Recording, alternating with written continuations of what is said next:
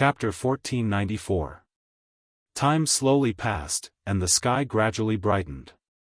A new day arrived as expected. 20 miles away from the central camp, Yes Hen led 30,000 elite cavalry to the camp. For the elite cavalry, it didn't take long to cover the distance of 20 miles. But before they even arrived, the rumbling sound of horses galloping could be heard. What's going on? Where did the cavalry come from? Ba Dao Jiang didn't sleep for the entire night, but he was still very alert. When he heard the strange movement, he immediately shouted towards the wooden building in front of the central camp. Cavalry? So many cavalrymen. The Black Knight Dragon Guard sentry on the wooden building let out a heart-pounding roar. Yang Chendong also heard the commotion and walked out of the central camp. Not only that, but the nearby medical personnel also walked out of the tent. Some of them were still rubbing their eyes sleepily, obviously not aware that they were in danger. There are about 30,000 cavalry, and they are flying the flag of the world of Wara, the flag of the world of Wara. The black cavalry sentry on the wooden building shouted with a trembling voice. After confirming the direction of the cavalry, Yang Chendong knew that something was wrong. Because that was his rear, there shouldn't be any large number of cavalrymen appearing. When he heard that there were 30,000 enemy cavalry, Yang Chendong's face sank. When he heard that the enemy was flying the flag of the world of Wara, his first thought was that it was Yes Hen, his old enemy. The world of Wara. Not good, sixth young master, please get on your horse and leave immediately. Ba Dao Jiang's face finally showed fear. This was different from other enemies. This was the world of Wara, and there were more than 30,000 of them. Their current defensive force, including the ninjas, was only about 200 people. As for the medical personnel, their combat power was negligible. Therefore, it was impossible for them to win, and the only way was to escape. Sixth young master, please get on your horse and leave.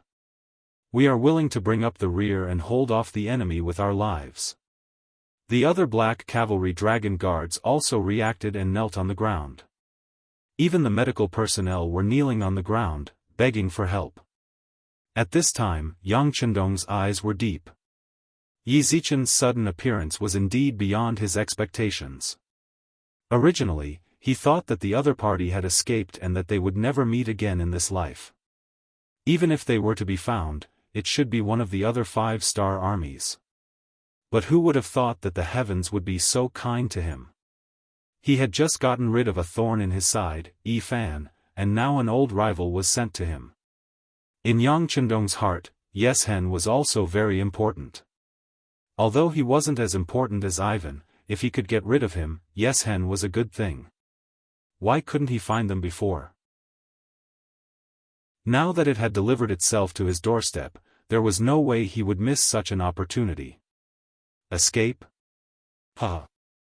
Yang Chendong's heart was calm, but his face was also very calm. He looked at Badao Jiang and the others kneeling on the ground and made a gesture of supporting them. It's only 30,000 cavalry, there's nothing to be afraid of. Soldiers, take out your weapons and protect the main tent. Don't let the enemy rush in. Sixth young master, there are 30,000 of them. Badao Jiang said with a hesitant expression. For a long time, Yang Chendong had formed a feeling of omniscience and omnipotence in their hearts. But this time, there were 30,000 of them, and they didn't even have a combat power of 300. The difference was too great. What? You don't have confidence in the young master? Yang Chendong looked at Badao Jiang and asked. Then, he laughed and said, if that's the case, let's see how the young master will turn your army into ashes with a smile. Ha ha ha. Was Yang Chendong arrogant? Of course not. He was someone who owned a large warehouse. What kind of advanced weapons did he not have? How could he be afraid of 30,000 enemy cavalry? Everyone was originally panicking, but they were all stunned by Yang Chendong's laughter. Just when everyone was wondering why the sixth young master was still laughing, Yang Chendong had already put on the golden robe. Sixth young master, what are you doing? If anyone is going to wear it, it should be me. Badao Jiang saw Yang Chendong's actions and wanted to snatch it. No. You can't wear this. Yang Chendong waved his arm and easily let Badao Jiang snatch it. He knew that Badao Jiang had good intentions and wanted to wear the robe to lure the enemy to chase him.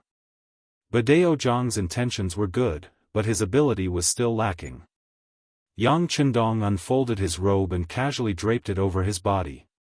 He used his fingers to slowly tie a knot in front of his body. Then, Yang Chendong let out a long whistle, and the white dragon flew in front of him. Amidst the laughter, Yang Chendong leaped onto the horse. Wait for me to lure them away. You must protect your home well. You don't have to worry. I have already predicted this. I have already arranged 100,000 cavalrymen in the forest ahead. Dealing with them will be a piece of cake. As he spoke, he gave Badao Jiang a look that said, I'll leave this to you. Then, he exerted strength in his legs and urged his horse to charge towards the enemy. Seeing Yang Chendong get on his horse and leave, Badao Jiang wanted to follow closely behind. However, when he saw more than 1,000 medical personnel around him and recalled the sixth young master's instructions, he stomped his feet and gritted his teeth. Everyone, listen to my orders. The women will hide in the tent. The men will collect their weapons. We must protect our home. When the sixth young master returns, we must all stand in front of the sixth young master. Badao Jiang's position here was the highest. Since he had already given his orders, even if the others were willing, they had to obey. Immediately, 200 black cavalry soldiers, 50 ninjas, and close to 200 male medical personnel came forward to collect their weapons. Yang Chendong galloped forward on his horse. His eyes were cold and murderous as he charged towards the enemy. Gale Leaf's golden robe fluttered in the wind. Even though the distance between the two parties was far, it was already very eye-catching. What is that? Seeing a warhorse approaching from afar, Yes Hen, who was charging at the front, couldn't help but slow down his horse out of instinct. This time, in order to achieve the goal of success in one strike, he had also put his life on the line. He had taken the lead and rushed to the front. It could be said that he had taken the lead. It was precisely because Yes Hen was charging at the front that he could see the enemy very clearly. When the distance between the two parties was less than 150 steps, Yes Hen finally saw the enemy clearly. Although he wasn't very clear due to the distance, he could vaguely see the shape of Yang Chendong. Are you Yes Hen? Do you dare to fight one-on-one with this king? Yang Chendong also stopped his horse when he was 150 steps away. Not only was he not afraid of the enemy, he even issued a challenge loudly. It's Bugnam of Gojoseon. Hearing the voice that he had heard countless times in his dreams, Yes Hen instantly became excited. He didn't know that the 5-star army's main camp was extremely empty in order to lure Ivan into a trap. At this moment, he didn't think so much. He only knew that the person in front of him was undoubtedly Yang Chendong. He couldn't be more familiar with that voice. As for that figure, even if it turned into ashes, he would still recognize it. It was precisely because of this that when he saw Yang Chendong personally coming out to greet him and even wanted to fight him one-on-one, he instinctively thought that the other party had some goal or even a trap. For a moment, he didn't dare to say anything and just stood there in a daze. Cowardly child. Giddy up. Seeing Yes Hen lead the army to stop, he felt proud when he thought about how he had defeated 30,000 soldiers and even suppressed the other party in terms of momentum. After a burst of laughter, he whipped his horse and galloped towards the not-so-big tree on the left. Just as he was wondering what Yang Chendong was up to and what he was going to do, he suddenly saw Yang Chendong walk in a different direction. After 2 breaths of time, he cried out that he had been tricked. At this moment, how could he not see that Yang Chendong was obviously afraid of him and wanted to escape? Who would have thought that the great King Wunan of Daimyang, the war god Yang Chendong, who had the title of war god, would actually have a time when he didn't have any soldiers by his side. This is the heavens taking care of me. Since that's the case, boys, follow me and chase him down. Today, we will definitely kill Bugnam of Gojoseon on his horse and take revenge for our brothers who died. Yeshen waved his saber and rode his horse. With a loud roar, he followed closely behind Yang Chendong like a gust of wind. After the other Mongol cavalry heard their leaders shout, they were all extremely excited. They followed behind Yang Chendong, shouting and yelling. At this moment, no one would have thought that such a thing would happen. No one would have thought that this mission would be so easy to complete. No one would have thought that the result of this charge would be so many people dying without a complete corpse. The battle at the front was in full swing. At this moment, the generals of the 5-star army did not think that behind them, their master, Yang Chendong, was being chased by 30,000 Mongol cavalry. After a day and night of rushing, the Russian 2nd Division became the first 5-star army to fight with the Ilkhanate army on the battlefield. Almost in a straight line, Agirav led his 50,000 soldiers to meet the Ilkhanate's 20,000 Mongol cavalry. Perhaps the enemy did not think that the 5-star army would advance so quickly, they were completely unprepared. They did not even have time to spread out their army, and the army behind them was still moving forward. Seeing this opportunity, how could Nikolaev let it go? He immediately shouted to encourage his soldiers, "Generals, the chance to kill the enemy has come. They don't have as many people as we do. Charge! Charge!" A total of 50,000 Mongol cavalry rushed out under the command of their general. In terms of individual size, the White Russian man was much taller than the Mongol. Adding on the fact that they had the advantage in numbers, their charge was full of momentum. Therefore, when they attacked, the 20,000 Mongol cavalry quickly ran away. Chapter 1495. These 20,000 Khaganate soldiers had been sent by Yu Sang. Originally, Harsan Khan had given them the task of forming a defensive line in the center to stop the charge of the 5-star army. If possible, it would be best to delay them and give the main force a chance to surround them. However, an army was still an army. It was impossible for them to be truly united. Seeing the cavalry of the 5-star army charge over, and the enemy outnumbered them, they were thrown into disarray. In addition, their defensive line had yet to be fully formed. Before they could even meet the enemy, they had already fallen into disarray. "Quick, send someone to inform Harsan Khan. Ask for reinforcements, ask for reinforcements." As the Yusang general fled, he sent out scouts on horseback to report the news. Compared to their primitive method of sending messages, the 5-star army's method of sending messages was far more advanced. Moreover, just the hot air balloons that floated in the sky from time to time had already clearly seen what was happening below. "Our 2 divisions are currently pursuing Yu Sang. There's no danger nearby. I repeat, there's no danger." On the hot air balloon, an Air Force soldier was using binoculars to observe the movements on the ground. At the same time, he was using flag signals to report to the surrounding hot air balloons. Just like that, while someone was watching from the sky, the 2 divisions on the ground boldly gave chase. This chase lasted for a full 50 li. Soon after, a signal came from the sky.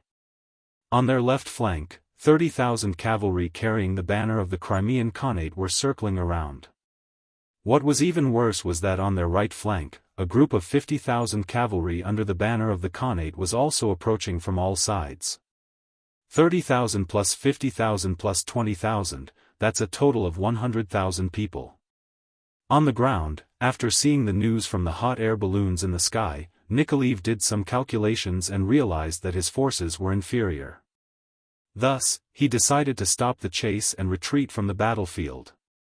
However, before he could do anything, the hot air balloons in the sky sent another message. Behind them, the 40,000 soldiers of the Mongolian 2nd Division, were approaching.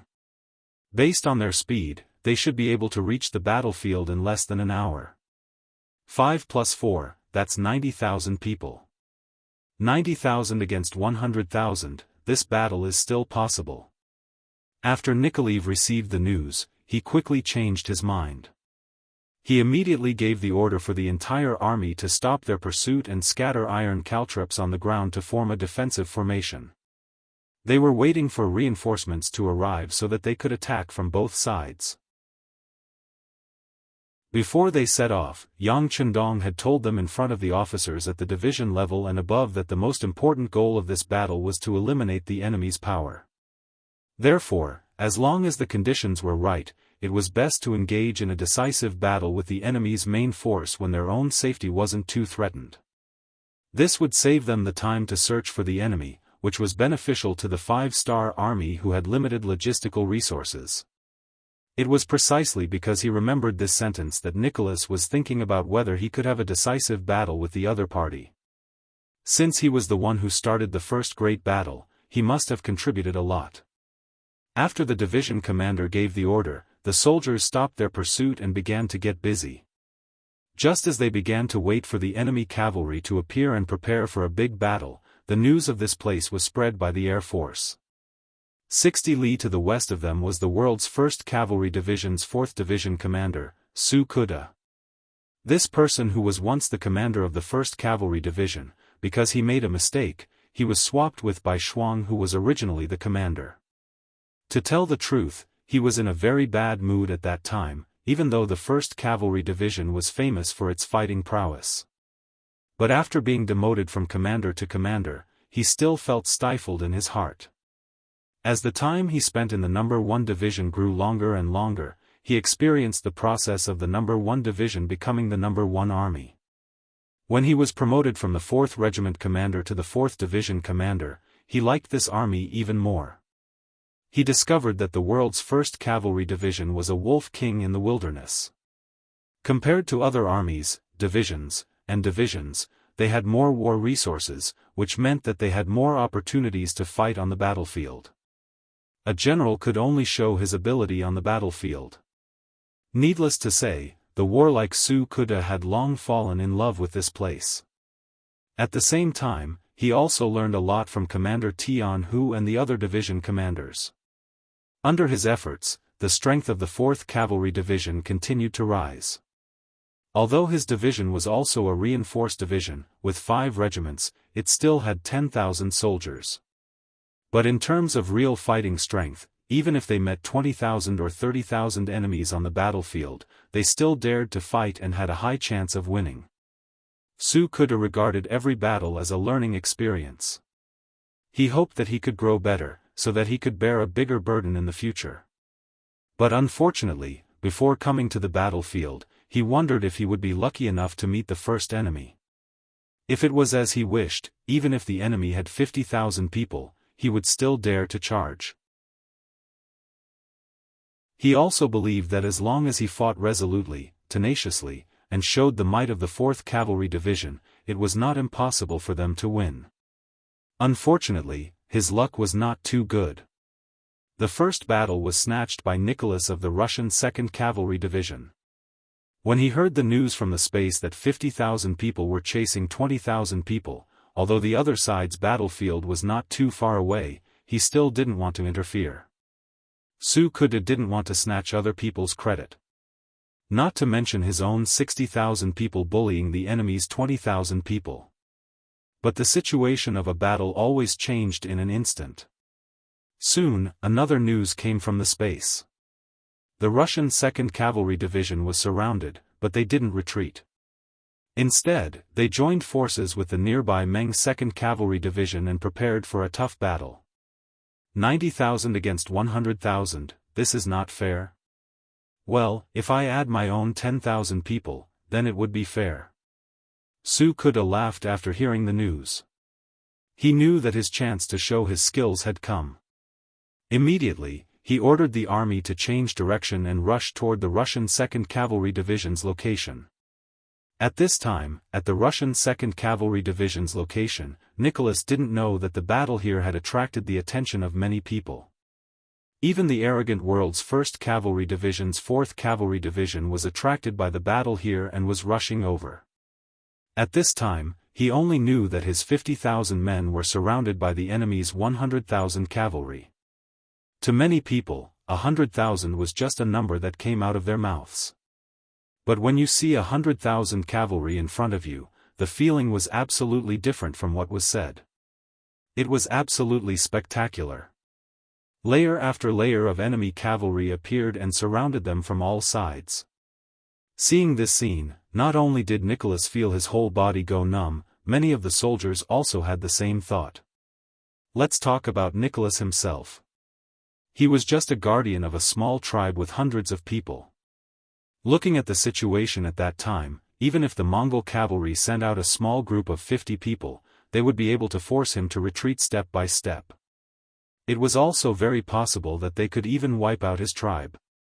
And now, although he had gained some experience in the 5-star army, he was facing 100,000 cavalry this time. At this moment, his heart began to panic.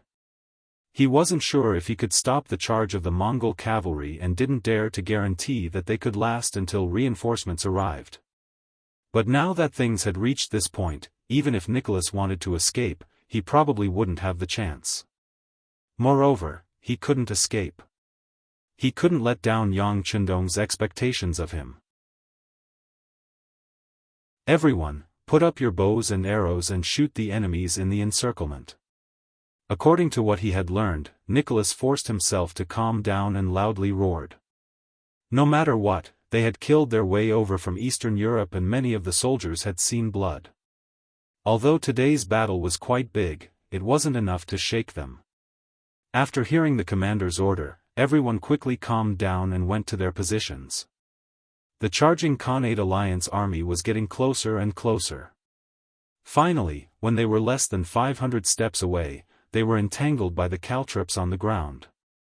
Many of the war horses were injured and many of the cavalry fell off their horses, causing the momentum of the charging cavalry to stagnate. Charge!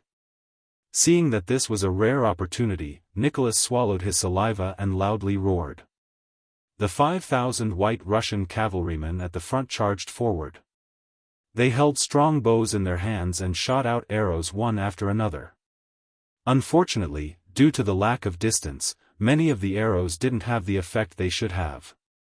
From this, it could be seen that in terms of cavalry usage, the White Russian army was indeed inferior to the Mongols who lived on horseback since young. After a wave of arrows, both sides were entangled. In an instant, the battlefield was filled with the sounds of killing and blood splattered everywhere. The stench of blood filled the air. The battle had begun, and both sides continued to send troops to the battlefield. This battle lasted for close to 6 hours. The Russian 2nd Division had paid the price of 8,000 men to block the attacks of the Khanate Alliance army. They had also endured until the arrival of the Mongol 2nd Division. He was originally the chief of a 30,000 tribe. Although he didn't have many people in charge, he had participated in many battles. The Mongol soldiers under him were carefully selected from the Golden Horde army. Although they couldn't be said to be 1 in 100, they were all equipped with good military qualities. With their arrival, the pressure on the Russian 2nd Division was reduced by a lot. The battle began to enter a state of stalemate. Back to the small forest, it was only a small forest that occupied 5 or 6 acres of land. Compared to the mountainous terrain of the Ilkhanate, it was nothing. Yang Chendong wore an eye-catching golden battle robe and rushed into the small forest, attracting Yeshen's main force here. Chapter 1496. Yeshen had only sent 1,000 cavalrymen to the 5-star army's main camp to scout out the enemy's strength and also to delay the 5-star army. He himself led 1,000 cavalrymen to chase after Yang Chendong. This was their ultimate goal. Before coming here, Yeshen had thought that he would encounter all kinds of problems. After all, as Yangtze's territory grew bigger and Bugnam of Gojoseon's reputation became more prominent, things would only become more difficult if he wanted to harm Yang Chendong. Before coming here, Yeshen had even prepared for the worst, which was that he might not even be able to see Yang Chendong's true appearance even if he used up all 30,000 cavalrymen. However, Yes Hen, who did not have many days left in his body, went all out. If he didn't kill Yang Chendong, he wouldn't be able to rest in peace even if he died. What he didn't expect was that things would go so smoothly. Not only did they find Yang Chendong, but they also found Yang Chendong, who was alone. Yes Hen didn't really care that this person left the main camp and came to this small forest. It was just a small forest. Even if there was an ambush, how many people could there be? If that happened, his 30,000 cavalrymen would be able to drown the enemy with their spit. When they were 1,000 steps away from the small forest, Yeshen's shout was transmitted to the army. "Quick, spread out the cavalry and surround this small forest. We can't let Yang Chendong escape." However, before the cavalry behind him could follow his orders, a series of rumbling sounds entered their ears.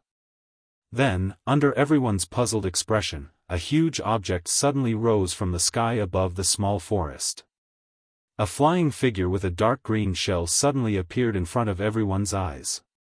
What was this thing that no one could name? It was because they had never seen such a thing before. For a green shell to be able to fly in the air and hover dozens of meters above the ground, the appearance of this object was beyond the imagination of many people. At this moment, they were at a loss for what to do. Following the appearance of the flying object, nearly 30,000 Walla cavalry stood rooted to the ground. They even forgot to charge, to advance, to disperse, and to draw their swords. Ha ha ha! Yang Chendong was sitting in the cockpit of the aircraft with a confident smile on his face. In this world, he was probably the only one who knew what this flying object was, the V-10 helicopter. The WU-10 helicopter was 15 meters long, when the rotor blades were rotating, 84 meters tall, and 35 meters wide at its widest point, including the short wings. It adopted the internationally popular tandem cockpit configuration, a narrow fuselage, and a 3-point anti-collision landing gear. It can carry 1,500 kilograms of ammunition, including 57 rockets and Red Arrow series anti-tank missiles. A 23mm machine gun was fixed in front of the cockpit. There was also a 14.5mm Gatling gun on the side, not the blue one, hee. This was where Yang Chendong's confidence came from. Although the V-10 helicopter in the military warehouse was not the most powerful helicopter in the country, it was still an absolutely powerful weapon in this era. Even if he gave it to the research department in Resin City, they would not be able to replicate it. This kind of thing could only be found in the warehouse, and only Yang Chendong knew how to fly it. Now that he took it out, he wanted to get rid of Yes Hen once and for all. This once troublesome opponent was now a dead man. The V-10 helicopter flew straight into the air, then continued to climb until it reached a height of about 80 meters before it stabilized. The cannon inside the helicopter was aimed at the densely packed Walla cavalry below. A dazzling red light flashed, and a rocket flew at supersonic speed into the Walla cavalry's camp. Boom!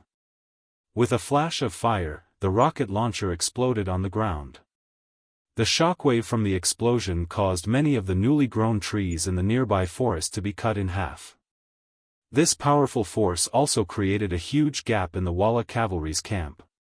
Yang Chendong, who was sitting in the cockpit, had good eyesight and powerful calculation ability. With just a rough calculation, he calculated the effect of directly or indirectly killing nearly 1,000 people. This was also because the Walla cavalry's camp was too densely packed. Otherwise, the effect would not be so good. After the successful attack, Yang Chendong did not hold back anymore. His right thumb kept pressing, and one rocket after another was fired at the Walla army's camp. Waves of people were thrown off their horses, and corpses were everywhere. Because Yes Hen was at the front, he was not injured by the rocket. However, he still saw everything that happened behind him. Seeing the self-proclaimed heroes, the elite warriors of the cavalry, being blasted to death one after another without even having the chance to wield their swords, and being blasted into pieces, and if they were sent flying by the aftershock, they would vomit blood and die. His heart would bleed.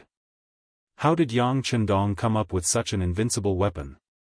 He still remembered that when he first met Yang Chendong, he was stunned by the enemy's rocket that could hit dozens of miles away.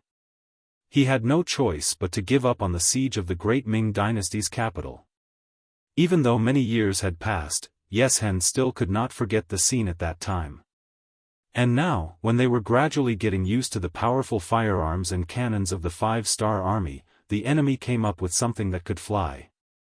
Moreover, it had such a powerful lethality, and he was once again heavily injured. When he thought about his physical condition, he was afraid that if he failed this time, he would not have the chance to kill Yang Chendong again. He felt his heart bleeding. Men, release the arrows and kill this flying object. Knowing that this was the last chance in his life, Yeshen gritted his teeth and gave the order to shoot the aircraft. From here, one could see the last remaining elite cavalry of the Wara. Facing the indescribable flying object and the V-10 that had the power to kill them, they did not collapse like the other cavalry troops. Instead, after hearing the order from their leader, Yeshen, one by one, they knocked their bows and quickly aimed at the V-10 in the air. They used all their strength to release the arrows in their hands. The V-10 rose 80 steps into the air, and under the strong gravity, these arrows without exception fell back to the ground. Even the best archer, the strongest archer, could only shoot 30 to 40 steps away. It was impossible to hurt the V-10 in the slightest. Yang Chendong had long thought of this result. He did not care about the arrows shot by the Wala cavalry. Instead, he used this opportunity to continuously fire rockets and kill the enemy as much as possible. Since even the V-10 was brought out, Yang Chendong did not plan to let these people go. He did not say that he had to kill all of them, but at least 90% of them would be killed. When only 10% of them were left, even if they went out and said something, how credible would it be? How big would their influence be? Everyone would probably call them lunatics. Artillery shells were fired one after another. In less than a quarter of an hour, the outside of the small forest was covered with the corpses of horses and cavalry. With a rough glance, the number of people had probably exceeded 10,000. Finally, under the powerful lethality and the fact that he could only passively take a beating, Yeshen's eyes revealed a look of despair. This feeling of being killed but not being able to hurt anyone at all made him so depressed that he wanted to vomit blood. Looking at the flying object in the sky, he could not help but look up to the sky and sigh. Why was the five-star army always able to come up with an endless stream of unexpected weapons?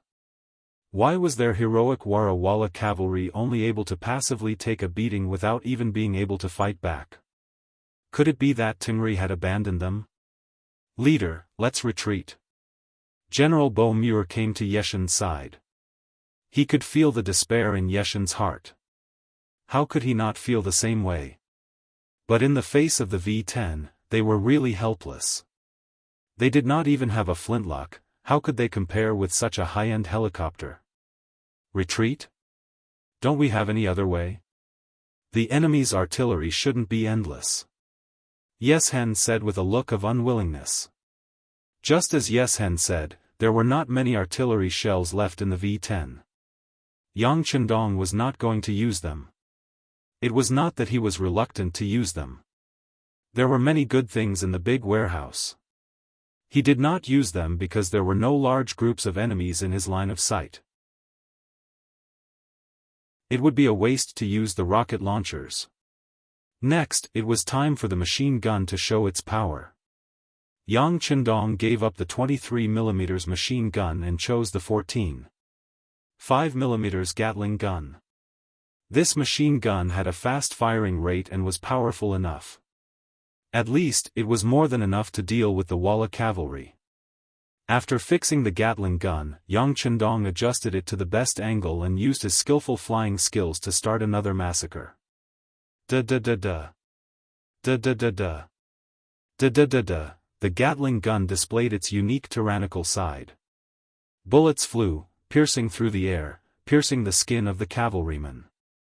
Lives were quickly drained away. One by one, the cavalrymen fell to the ground in despair. Even in death, they didn't understand what this flying object was. How many more weapons did it have? Could it win or not? Did they have the ability to fight back when it arrived? Their actions, or rather, their actions of throwing their lives away, were nothing. The sound of gunfire continued, and at the rate of thousands of shots per minute, the Walla cavalrymen who were still standing in place, seemingly waiting for their verdict, were shot down one by one. It was as easy as a human pulling out weeds. Under the intense gunshots, more and more Walla cavalry were killed.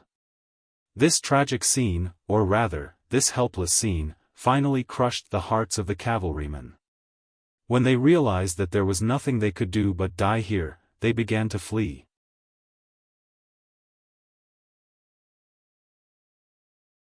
Chapter 1497.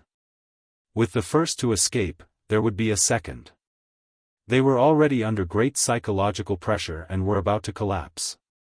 Now that there was such a fuse, everyone followed suit. In this way, these people quickly formed a torrent. In a short period of time, the number of cavalry that escaped had reached thousands. In the cockpit of the V-10 helicopter, Yang Chendong looked at the Mongolian cavalry that had gathered together again. He placed the Gatling gun to the side and then pressed the button to launch the rocket. There was a hint of madness on his face as he said, "You think you can come and go as you please? Where do you think this is, huh?" As soon as the word, left his mouth, a rocket whizzed out and landed right in the middle of the fleeing cavalry camp. At that moment, the rocket hit at least dozens of people, shattering their bones and killing them on the ground. The powerful aftershock set off a huge wave that overturned the Mongolian cavalry that were more than 10 meters away. Their horses were sent flying and the cavalry fell to the ground. It was a tragic death. After the rocket, Yang Chendong once again controlled the Gatling gun. He liked the feeling of chasing after the enemy and firing continuously. At this time, he couldn't help but think of Beta Persei. If this person was here, he would probably be shouting excitedly while firing. The gunshots continued, and under the continuous gunshots, more and more Walla cavalry were killed on their horses or thrown away because their horses were shot. It was unknown whether they were dead or alive. In less than an hour, more than half of the nearly 30,000 Walla cavalry had been killed or injured. On the battlefield, other than 1,000 people who were lucky enough to escape, there were less than 5,000 cavalry led by Yeshen. Bo Muir, I order you to take the people and leave here. In the future, if the Wara people want to survive, they will need a certain amount of armed forces.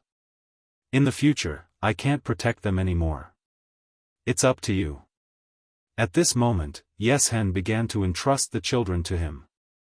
The cruelty of reality and the appearance of the V-10 helicopter made Yeshen's heart completely despair.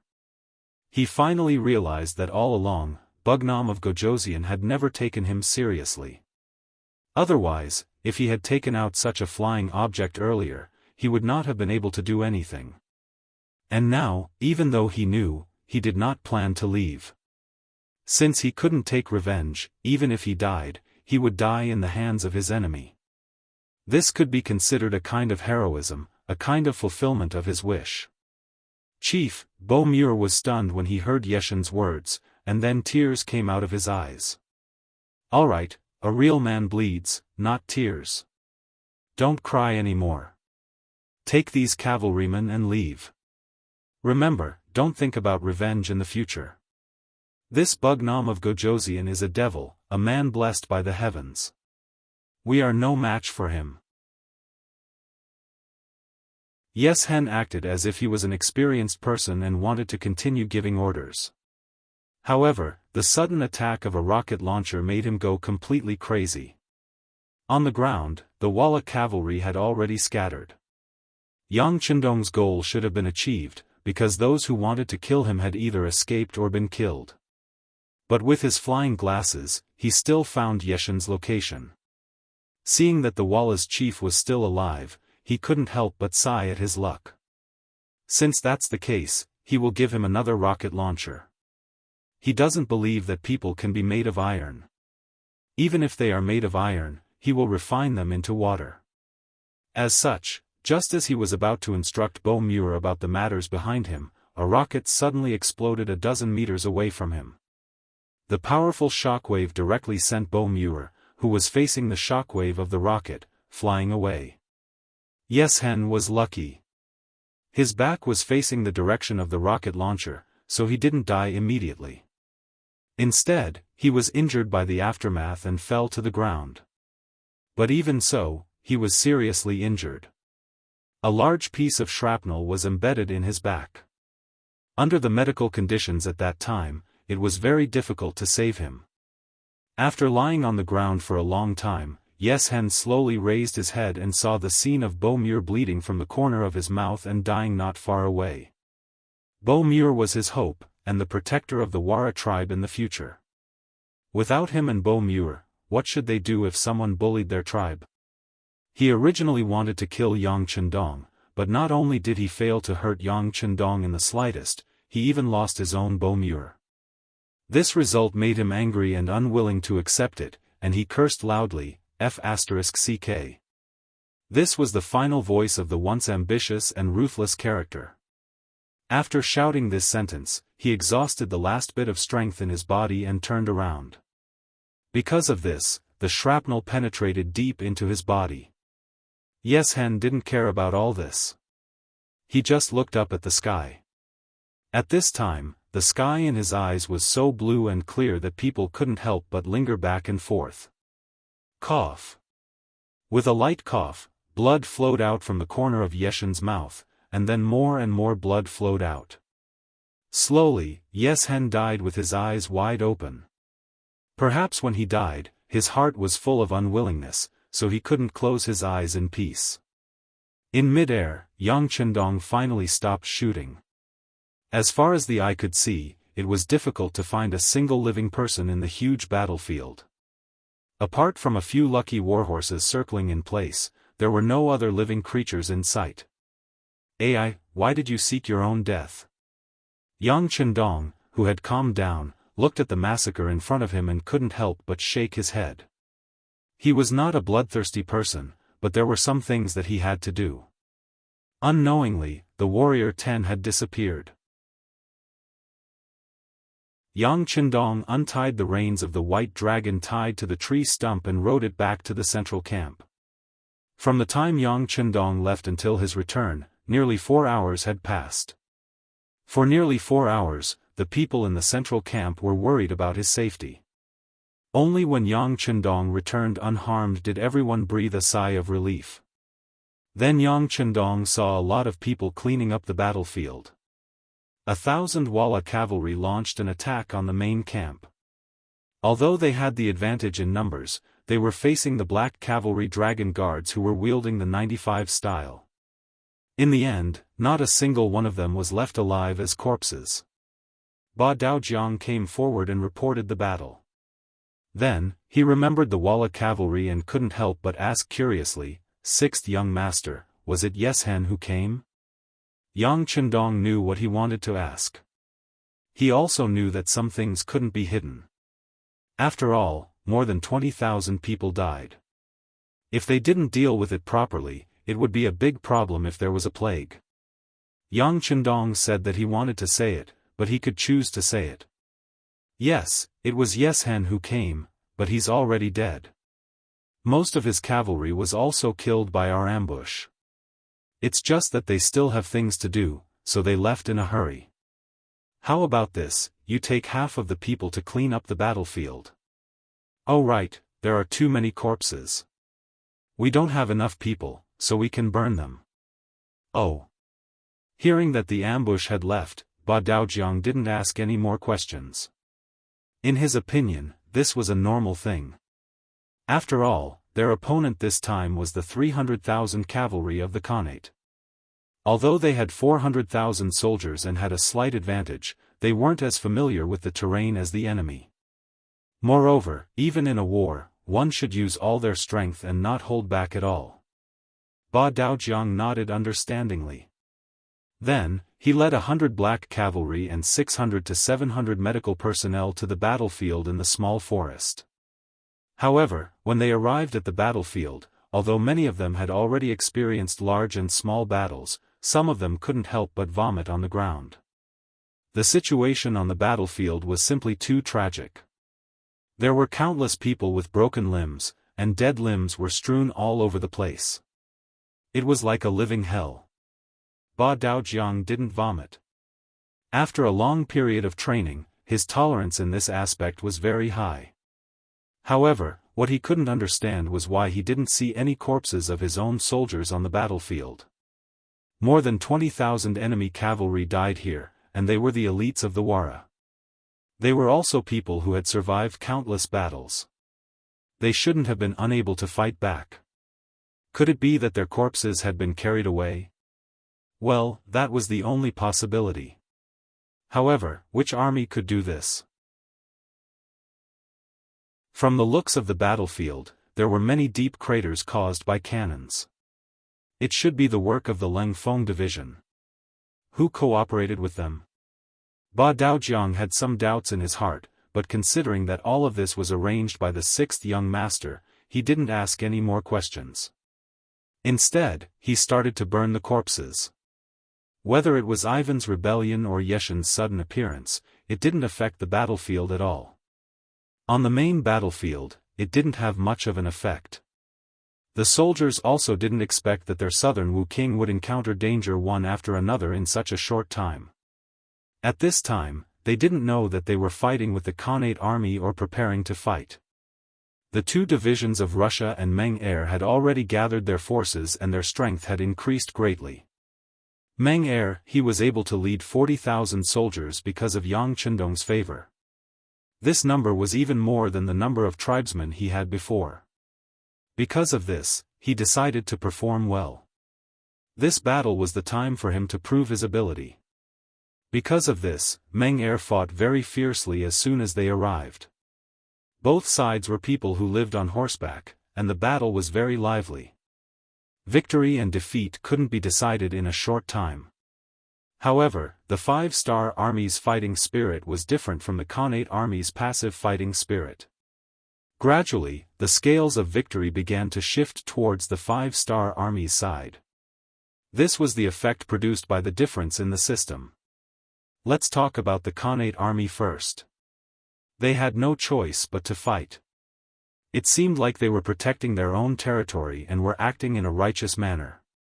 However, these Khanates were all aristocrats, which meant that 90% of the wealth was in the hands of less than 5% of the nobles. Ordinary people could only fight for the remaining 10% of the wealth with 95% of the population.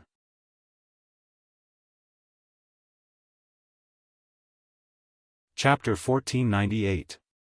Under such an unequal situation, even if the Mongol cavalry achieved military merits, the rewards they received were few and far between.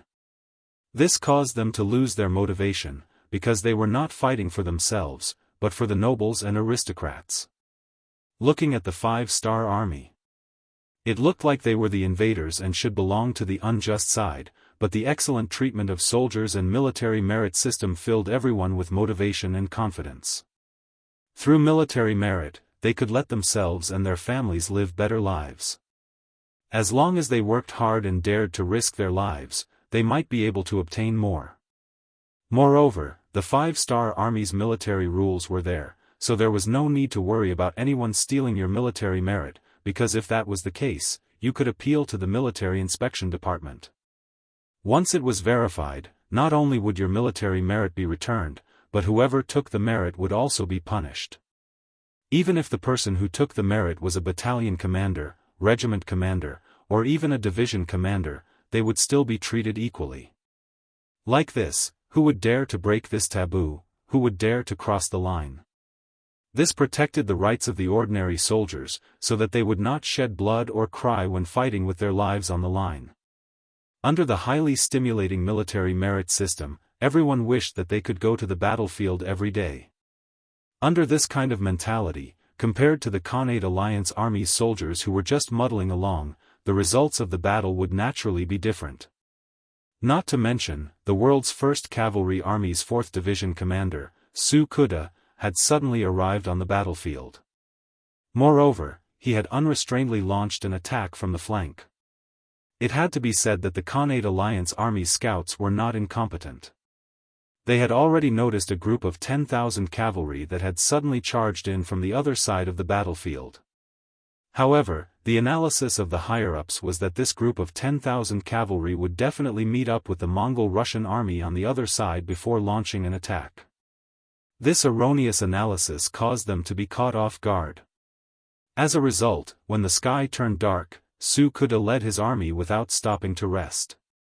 After arriving at the battlefield, they immediately threw themselves into the battle and disrupted the Khanate's allied forces' arrangements. Moreover, the world's first cavalry army had 7-star crossbows, and the soldiers' quality was very high. They were skilled in horsemanship, and their blade techniques were exquisite. They also took the initiative to attack, making the first move to gain the upper hand.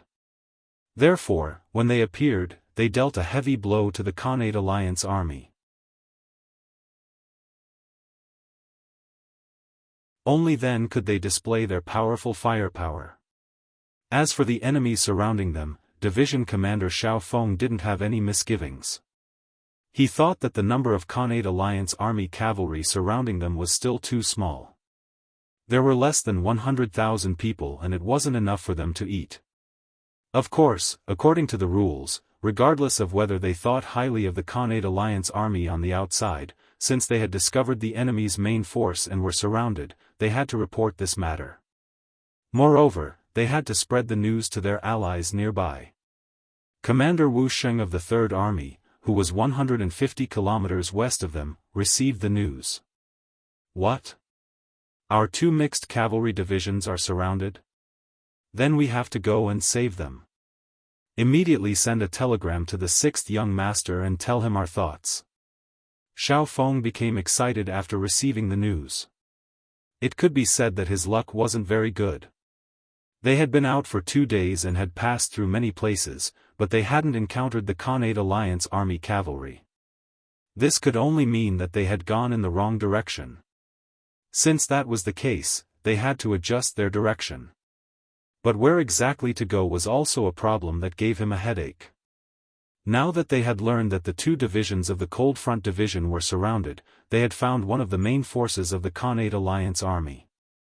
Even if they couldn't eat the meat, they could at least drink the soup. With this thought in mind, Wu Sheng sent a telegram to Yang Chendong to ask for instructions on the pretext of saving his 2 mixed cavalry divisions.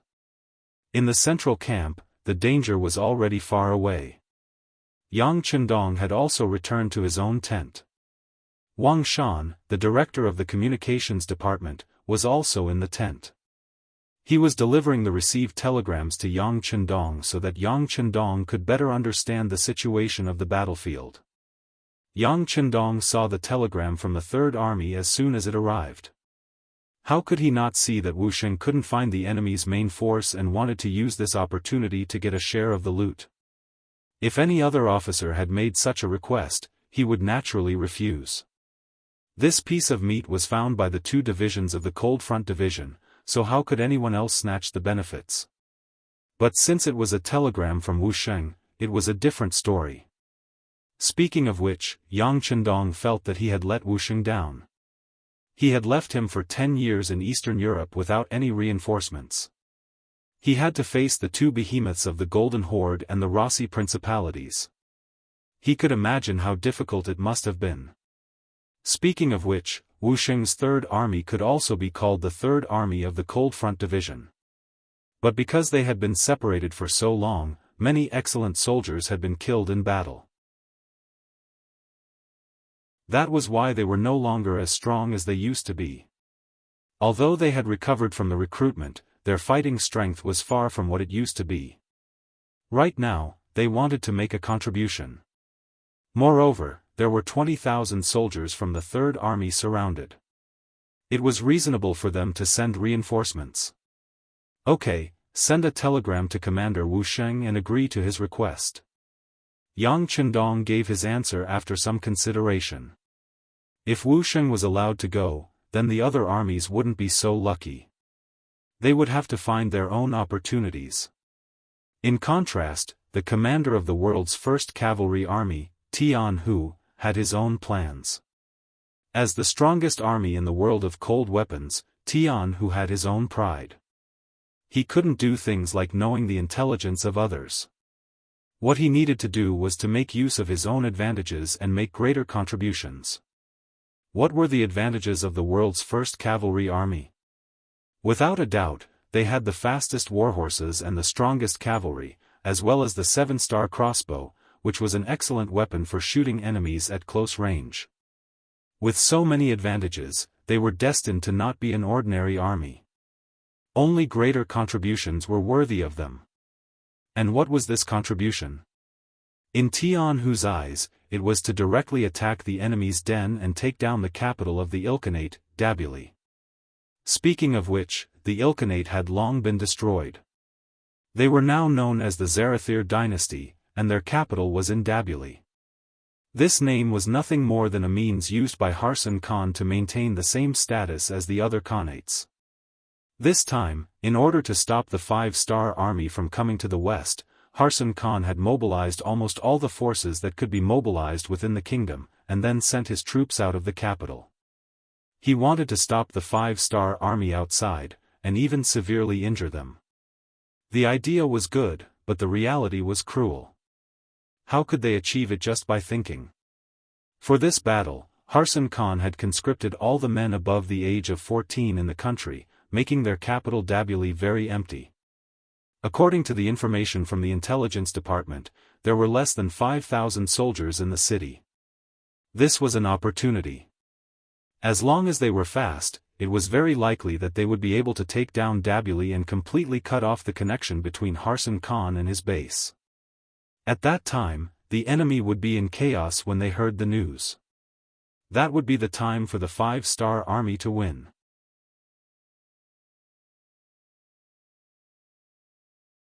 Chapter 1499. It was easy to take down Tabulia, but the subsequent matters would be troublesome. The other Khanates would also not sit back and watch such a thing happen.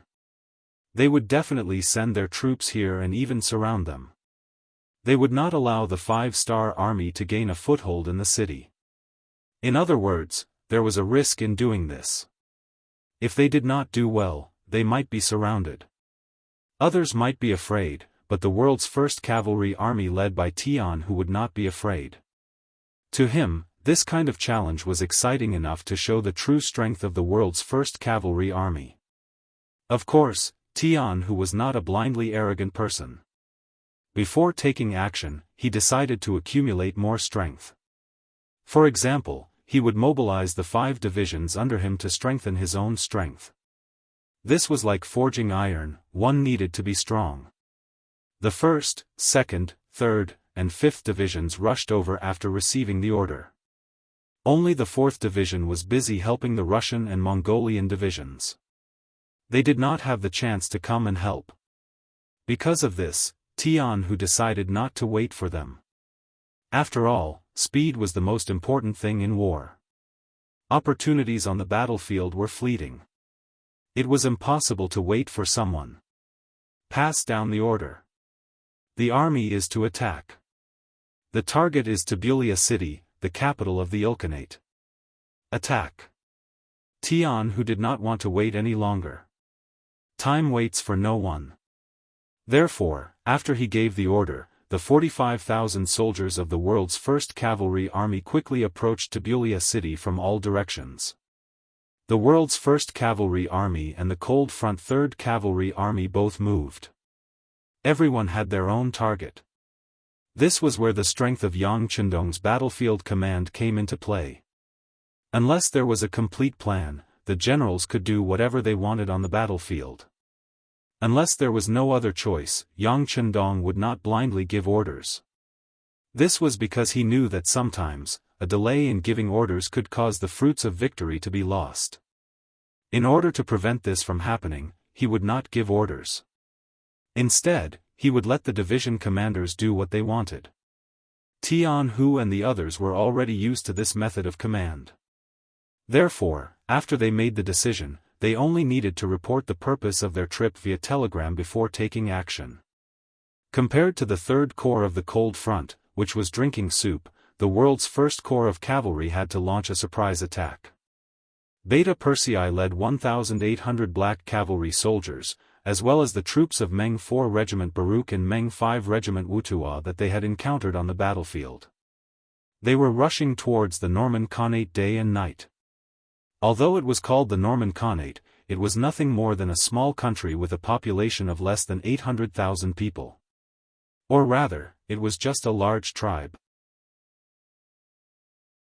It was only because their location was not bad, belonging to the borderlands, that they were not too valuable, that they were not affected by the chaos and were not destroyed. This time, the fearless Beta Persei had arrived. It was destined that the Norman Khanate would not be able to escape the fate of destruction. Of course, their target this time was the Ilkhanate. If it were someone else, they would not cause trouble. Even Tian, who had only taken the capital of the Ilkhanate, which was already somewhat out of the battlefield. However, the fearless young heir had indeed pointed his troops at the Norman Khanate. Just this action alone was completely out of everyone's expectations. When Beta Persei decided to do this, it was because he thought that his 400,000 men, the Air Force, and the elite forces of the Cold Front would be a waste of talent to deal with the Khanate's allied forces that barely managed to gather 300,000 cavalrymen. This kind of battlefield could not satisfy him. There was no space for him to display his skills. Therefore, after looking at the map, he decided to attack the Norman Khanate. But after all, he only had 1,800 cavalrymen. Although they were the most elite black cavalry, their strength was still too weak. Coincidentally, he had learned the location of Meng 4 Regiment and Meng 5 Regiment commander through the help of the Air Force. He immediately rushed over and asked the 2 division commanders to assist him. Who was Beta Persei? It was not an exaggeration to say that he was Yang Qindong's shadow. He was one of the closest people to him. As the saying went, the gate of the Prime Minister was a 7th-ranked official, not to mention an important position like Beta Persei. Towards the request of such a person, as former surrendered generals, how could Barry and U2 dare to refuse? After Yang spoke to them, the 2 of them readily agreed. Not only that, they also followed Yang's instructions and shut down the military radio stations. After that, the 80,000-plus soldiers of the 3 armies seemed to have suddenly disappeared. They left the battlefield and headed straight for the Norman Khanate at an oblique angle. After 3 days and 3 nights of hurrying, they had already arrived at the Norman Khanate. In order not to alert the enemy and let the enemy be on guard, Beta Persei led the army to choose a small path. Thus, when they suddenly appeared in front of the capital of the Norman Khanate on the 6th day, the people there were frightened. Outside the city, 80,000 Han soldiers holding the 5-star flag suddenly appeared like divine soldiers descending from the sky, causing Saihan to turn pale with fright. He immediately sent his general Tuyabai out of the city to meet the enemy. He wanted to take advantage of the fact that the 5-star army had not yet gained a firm foothold and take the initiative. Tuyabai was a general of the Norman Khanate and was very brave. Usually, 4 or 5 people would not be able to get close to him. Such a person naturally had his own pride. When he appeared on the battlefield, he immediately rushed forward on horseback, clamoring to challenge the generals of the 5-star army. Ba Lu and Wu Tuo naturally could not tolerate this. This was a very good opportunity to show off in front of Beta Persei, so they did not want to let it go. While the 2 of them were still thinking about who would rush out to fight, Beta Persei, who was wearing a purple cloak, had already rushed out. This was not the first time Beta Persei had encountered this kind of one-on-one battle. He gradually fell in love with this kind of feeling. Especially when he chopped off the enemy's head with his sword and the soldiers on his side let out a deafening roar, which filled him with a sense of satisfaction. Now that someone actually wanted to challenge him to a one-on-one battle, how could he not satisfy such a request? Laughing loudly, he spurred his horse out. In the black cavalry camp, not only were the first Captain Xiao Vi and the second Captain Dao Xiao not worried, they were even having an intense discussion, arguing about how long it would take for Beta Persei to kill the enemy general. 15 rounds should be about right, Xiao Vi imitated Yang Chendong and said confidently. I say 10 rounds should be enough. Dao Xiao raised a different opinion, his face also showing a confident smile that resembled Yang Chendong's. The two of them each expressed their own opinions, looking as if they would not give in to the other. Ba Lu and Wu Tuo were shocked by this scene. This was a battlefield, not a drill. How could they be so relaxed and natural, as if they did not take Beta Persei's life seriously? Were they really that confident? While the two of them were still curious and puzzled, Beta Persei had already collided with Tuyabai on the battlefield. As the warhorses crossed each other, a sword and a spear clashed and separated. Tuyabai used a long spear, and at a glance, it was obvious that he was a powerful general. He relied on this great strength to take down Beta Persei's celestial saber. But in terms of strength, how could Beta Persei be afraid of others? Seeing the other party's long spear coming, he deliberately held back half of his strength and met the other party head-on. Clang! With one clash, the celestial saber in Beta Persei's hand trembled. Because of the great force, he almost fell off his horse. Ha ha ha! Tuyabai, who had used all of his strength, did not know that the previous attack was just a probing move. He thought that this was Yang Er's full strength, and could not help but feel a surge of confidence, once again thrusting his spear forward. After the test just now, both of them knew what was going on. Beta Persei did not believe that the other party would have the same idea as him. This could be seen from the laughter just now. Since he was so proud, now was the time for him to cry. Beta Persei, who was riding on the horse, calmed his dantian and switched his sword to his left hand. Just as the two horses were about to pass each other, he suddenly stretched out his right arm and touched the other party's long spear. Beta Persei dared to do this because he was confident in his own strength and the plate armor on his body. This was the armor that the engineers of Crimson City's munitions factory spent a lot of effort and went through countless improvements. It could be said that it was invulnerable. With this, he could ignore any attack from the other party for a short period of time. Beta Persei did not dodge and stretched out his hand to meet the attack, which was greatly beyond Tuyabai's expectations. In such a short time, his spear had already swept across Beta Persei's body. Sure enough, the spear did not pierce through the armor, but only scratched it. Seeing that his attack had failed, Tuyabai instinctively retracted his spear. But at this time, Beta Persei's right arm, which had already stretched out, began to exert force and suddenly grabbed the spear.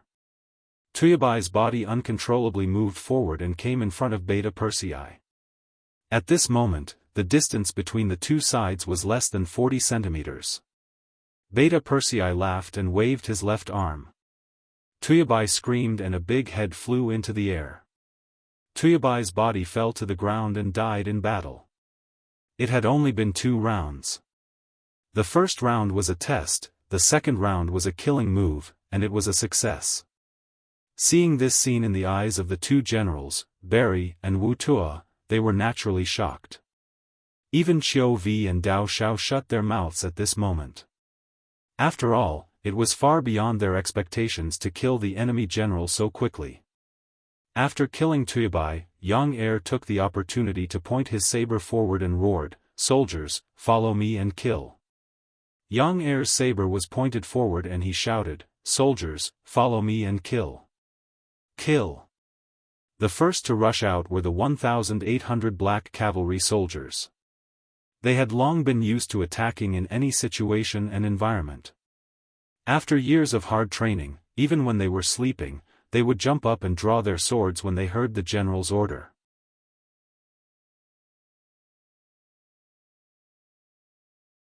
Chapter 1500. 1,800 black cavalry, armed to the teeth, swarmed out like a black dragon and charged towards the capital of the Norman Khaganate. This scene caused the enemy cavalry to turn and flee. Even their general, Tuyabai, had his head chopped off in just 2 rounds. They did not think that they were that powerful. The cavalry of the Khaganate turned and fled, giving Beta Persei and the Black Cavalry an opportunity. They galloped their horses and followed the Mongol cavalry into the city. On the city gate tower, Xianxia saw all of this with his eyes. When he saw the 5-star army charging into the city so easily, he angrily shouted, "Shoot the arrows, shoot the arrows. Don't let them enter the city. Kill them and close the gates." Xianxia's reaction was very fast. The guards beside him were also very supportive. They took out their bows and shot down the city wall, trying to stop the Black Cavalry from advancing.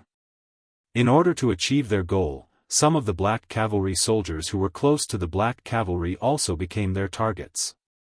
Arrows rained down like rain. The Mongol cavalrymen, who were poorly equipped and defenseless, were shot by the arrows. All of them cried out in pain and fell from their horses. On the other hand, the Black Cavalry's armor was very good. The arrows did not have much effect on them. Kill anyone who approaches the city gate. Create the conditions for the rest of the army to enter the city. Yuan was riding on his warhorse. He waved his arms and cut down 3 Mongol cavalrymen who charged at him. Then, he shouted at the other Black Knights and Dragon Guards. With Beta Persei's order, a group of 100 Black Cavalry soldiers immediately arrived in front of the city gate. They formed a tight formation and faced the Mongol cavalry who came to attack the city gate. Crossbows appeared in the hands of the Black Cavalry soldiers. This kind of crossbow, which had great lethality at close range, was very suitable to deal with the current situation. With someone guarding the city gate, Beta Persei led the other Black Cavalry soldiers into the city. He wanted to find out where the palace was, but he did not expect to hear someone shouting for the Khan to leave quickly. Following Yang Chendong would give him a chance to learn. Although Beta Persei had a headache whenever he talked about learning and even wanted to sleep, he could still understand some simple Mongolian words by staying by Yang Chendong's side every day. It was because he heard this voice that Beta Persei looked over and saw many people escorting a person down the city wall. Looking at the other party's clothes, he could tell that he was either rich or noble. "Hey! Where are you going?" Beta Persei was not sure of the other party's true identity. He felt that it should not be simple, so he turned his horse around and rushed over with the celestial armament sword in hand. Beta Persei turned around and Xiu Vi, Dao Shao, and the others who followed him immediately followed. This caused the Black Cavalry to follow in large numbers. When Xianxia saw all of this, he turned pale with fright. He thought that his identity had been exposed and immediately shouted, "Guards, stop them, stop them." There was no lack of loyal guards among the guards. After hearing Xianxia's shout, hundreds of people rushed out with swords and spears. It looked quite imposing. However, these guards came in a hurry and did not even ride on war horses. How could they be a match for the most elite Black Cavalry in the 5-star army? In just a single exchange, dozens of heads and bodies were separated from their bodies. The impact of these hundreds of guards was like a mantis trying to stop a chariot. The effect was really limited. This also allowed Beta Persei to quickly rush in front of Xianxia. Xianxia, the dignified great Khan of the clan, was in a very sorry state at this moment. He did not even swing his sword, even though he was already holding a sharp sword in his hand. Second Master Yang's big hand grabbed him and pressed him down on the horse.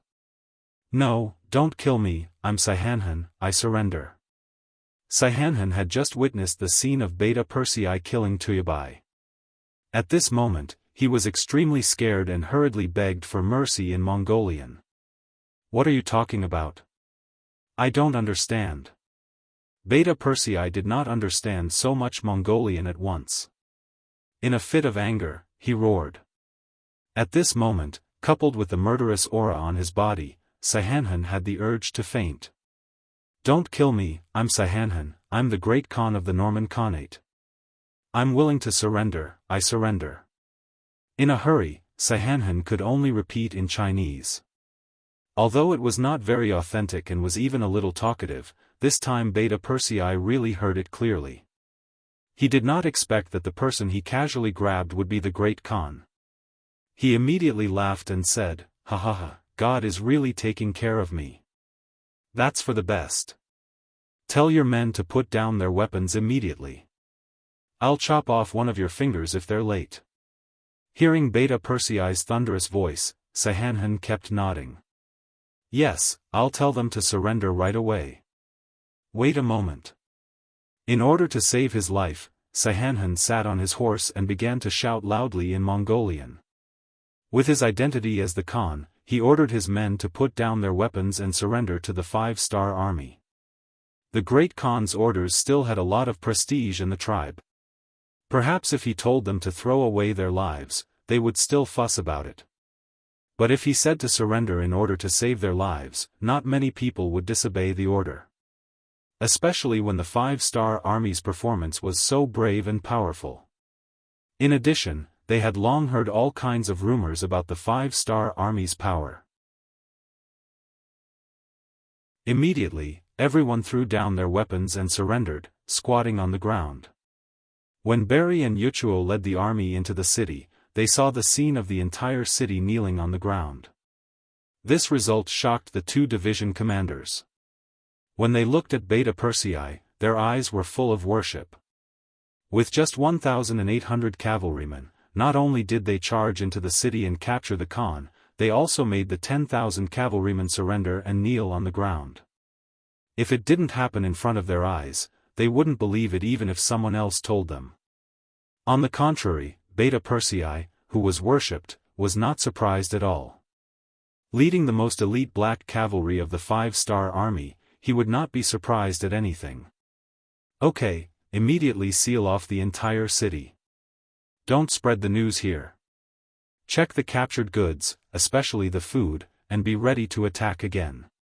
Taking down the Norman Khanate was naturally not Beta Persei's ultimate goal. In his eyes, the real boss was the Great Khan of the Timur Empire, Amur. As long as he captured him, the mission would be considered complete. Come, immediately report this matter to the young master. At the same time, inform him of our plan. Plan? Is it about the surprise attack on the Timur Empire? Captain Xiao V, who was following beside him, asked excitedly. That's right. Beta Persei nodded, and then his eyes were filled with excitement. If this matter could really be accomplished, then there was no doubt that this time he would be able to show his face. It would also be enough to prove that he was a real valiant general, and not just a subordinate of the young master. In the main tent, the telegram was quickly sent to Yang Chendong. Director Wang Shan, who was in charge of delivering the telegram, also said excitedly, "Sixth young master, look, Brother Beta Persei has made a meritorious service again." That's right. His surprise attack was indeed very unexpected. It's just that. Yang Chendong did not say what it was.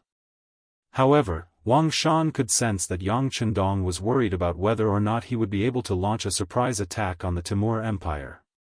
Yang Chendong was indeed a little worried. After all, although the Norman Khanate had the name of a country, it was actually just a small tribe. The total army of the whole country was less than 100,000 people. They had also sent a large number of troops to support the eastern and main lines, so they basically did not have many troops in the capital. However, the Timur Empire was completely different. Their influence was so great that it was not inferior to the Golden Horde. Their capital, Herat, located in the northwest of Afghanistan, was heavily guarded. It was not a place that could be taken down easily. If things were not handled well, they might fall into a siege, which would be very dangerous. Yang Chendong was not a person who did not take risks, but that was because he had Dutsang by his side, so he had no scruples. In contrast, Beta Persei only had a little more than 80,000 troops, so it would be very difficult for him to succeed. Sixth young master, how should I reply? Wang Shan saw that Yang Chendong did not speak for a long time, so he asked softly. Agree to Beta Persei's request. But tell him that it would be best if it can be done. If it can't be done, then immediately retreat, and I will personally pick him up. Yang Qindong's expression instantly became much more serious, and his eyes were filled with fighting spirit. Even Beta Persei was not afraid of danger, so what did he have to be afraid of? At worst, he could just use Datsang's power. Sixth young master wants to kiss him. Hearing Yang Qindong's answer, Wang Shan's eyes widened. Yes, in that case, immediately notify the Black Cavalry Group. We will prepare to set out tonight and meet up with the 2nd Division of the Cold Front. At this time, Yang Qindong had already made up his mind. If he wanted to do it, then he would do it big. He could even destroy the Golden Horde, so what was there to be afraid of with the Timur Empire? Yes. Wang Shan was also affected by this mood, and immediately stood at attention and went out to notify the others. At this time, the 2nd Division of the Cold Front that Yang Qindong had chosen had already fought with Harsenhan's army, and the results were very good. The 2nd Division of the Cold Front was surrounded, and with the help of the 2 mixed cavalry divisions of the 3rd Army, they dug out the trenches they needed overnight. Early the next morning, after Harsenhan ordered the 100,000 troops to attack, the 2nd Division of the Cold Front was in the limelight. They did not need the help of the 2 mixed cavalry divisions, and they easily repelled the enemy's attacks again and again.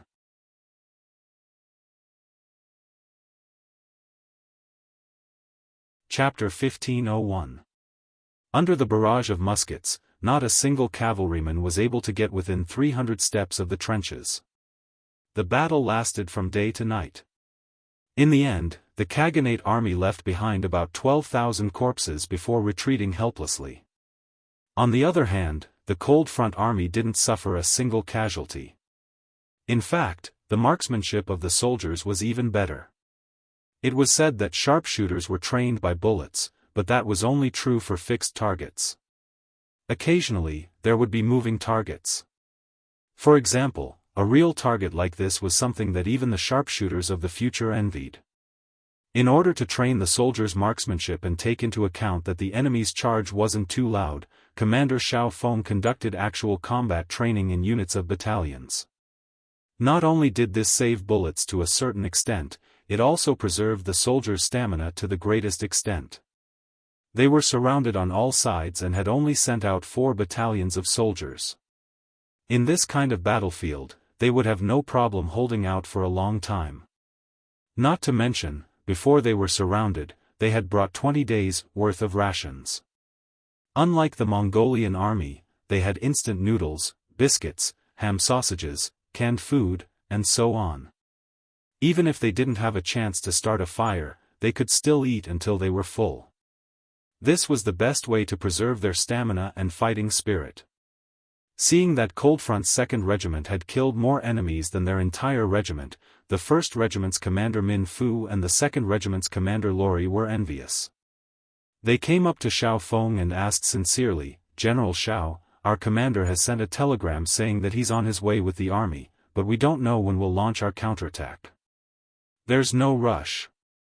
Xiao Feng, who carried the rank of Major General, smiled and shook his head. It was rare to have an opportunity like this to train the soldiers. He wanted to let the soldiers of the division go through a sieve. This would be a great help in increasing the fighting strength of the division. Although they were all division commanders, the Cold Front Division's commander had the rank of Major General. Only they and the commander of the world's #1 cavalry army could enjoy this kind of treatment. This was enough to prove the strength of the 2 armies. On the other hand, the other division commanders were at most senior colonels. In comparison, the difference in status between the 2 sides was obvious. Even though Major General Xiao Feng said this, Min Fu and Lorui, who were also division commanders but only had the rank of 2 bars and 4 bars, couldn't say anything. When it was almost daybreak, the 2 division commanders were suddenly called into the tent by Xiao Feng. Through their narration, the decision made last night was changed. "Commander Min, Commander Luo, please get ready. Let the soldiers eat in advance and prepare for the counterattack. The reason why the situation changed so quickly was naturally not only because the 3rd Corps commander Wu Xing had already brought the main force of the army to the periphery of the battlefield, ready to provide support at any time. The main reason was that Yang Chendong had sent a telegram. No one in the 5-star army had the right to question or be dissatisfied with Yang Chendong's orders. This was a kind of respect, a kind of prestige accumulated over a long period of battle. There was another mission for him to finish the battle as quickly as possible. As soon as the telegram was delivered, Xiao Feng knew what to do next. He then called for Min Fu and the other 2 teachers to discuss the matter of counterattacking. The 3 division commanders sat together.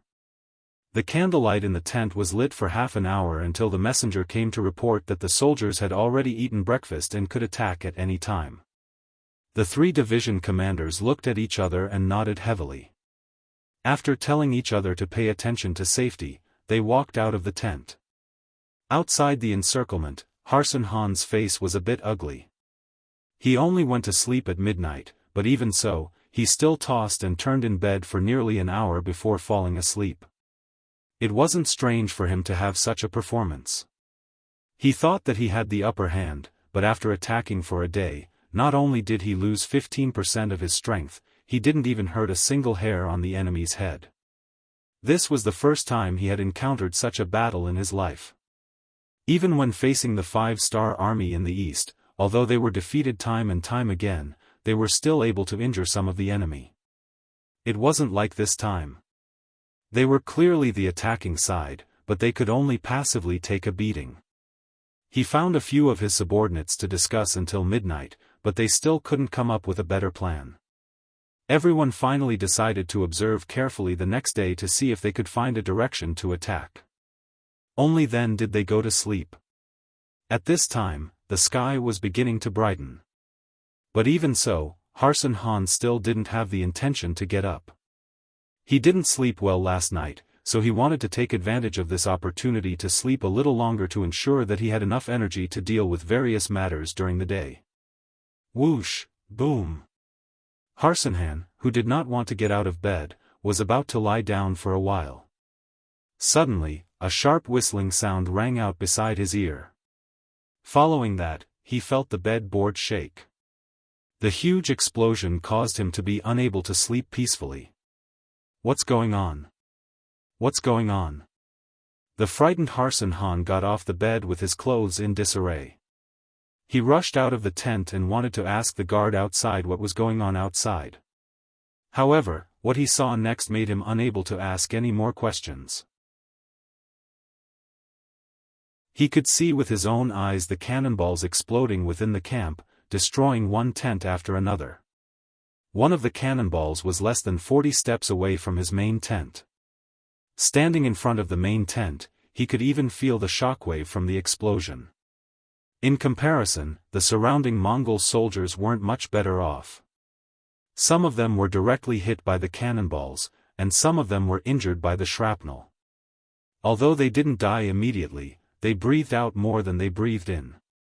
Of course, most of them were those who had suffered minor injuries. They were bleeding. The wounds were not big, and there was only a small piece of shrapnel embedded in their bodies. However, if the shrapnel was not taken out, the prolonged bleeding would eventually kill them. It could be said that there was no safe place to hide under the cannonballs. When the cannonballs landed on the Mongol camp, it was already a mess. The general didn't give any orders, and the soldiers didn't have the will to fight. Where did the cannonballs come from? Didn't you say that the cannonballs of the 5-star army weren't surrounded by us? Seeing the hellish scene in front of him, Harsun Han angrily asked. This. A few generals who had run to the main tent lowered their heads. Previously, because the cannonballs of the 2nd Cold Front Regiment were well hidden within the army, and because they didn't encounter any cannonballs yesterday, they were certain of this. But now, it seemed like they had been tricked. Harsun Han, who had vented his anger, knew that this wasn't the time to ask for responsibility. He said, "Go back to the army and think of a way to gather the troops. Be prepared for battle. This Khan is thinking that the cannonballs are just a prelude. Perhaps their real counterattack is coming. Counterattack? They only have 30,000 men, and we have 80,000.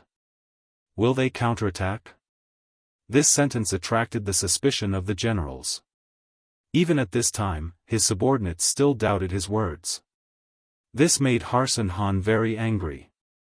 He knew that it was because of his usual actions that his subordinates didn't trust him. If he wanted them to listen to him, he had to negotiate with them. As such, he had to change his tone and explain patiently. It was because of this explanation that the Mongol army lost the most crucial time. As the saying goes, speed is the most important thing in war. Sometimes, every minute and second on the battlefield was the key to victory. While Harsan Han was explaining to his subordinates, the first round of cannonballs of the 5-star army had ended. Following that, the cavalry began their charge. The 20,000 cavalry of the two mixed cavalry divisions had long been envious of the achievements of the 5-star army. Now, it was finally their turn to perform. One by one, they galloped forward on their horses and shouted loudly. They also wanted to make a name for themselves. Great Khan, the 5-star army has indeed launched a counterattack. A young scout rode up to Harsan Han and reported the situation in a loud voice. Facts spoke louder than words. Harsan Han had said a lot earlier, but the generals didn't believe him. However, the facts had slapped them in the face. When the generals looked at Harsan Han, they all revealed looks of admiration. This time, there was no need to say anything. The generals dispersed and began to gather their troops. The Mongol soldiers also had a certain amount of battle experience. When they saw the 5-star Legion Corps charging over, even without the command of their general, many of them were already prepared to charge.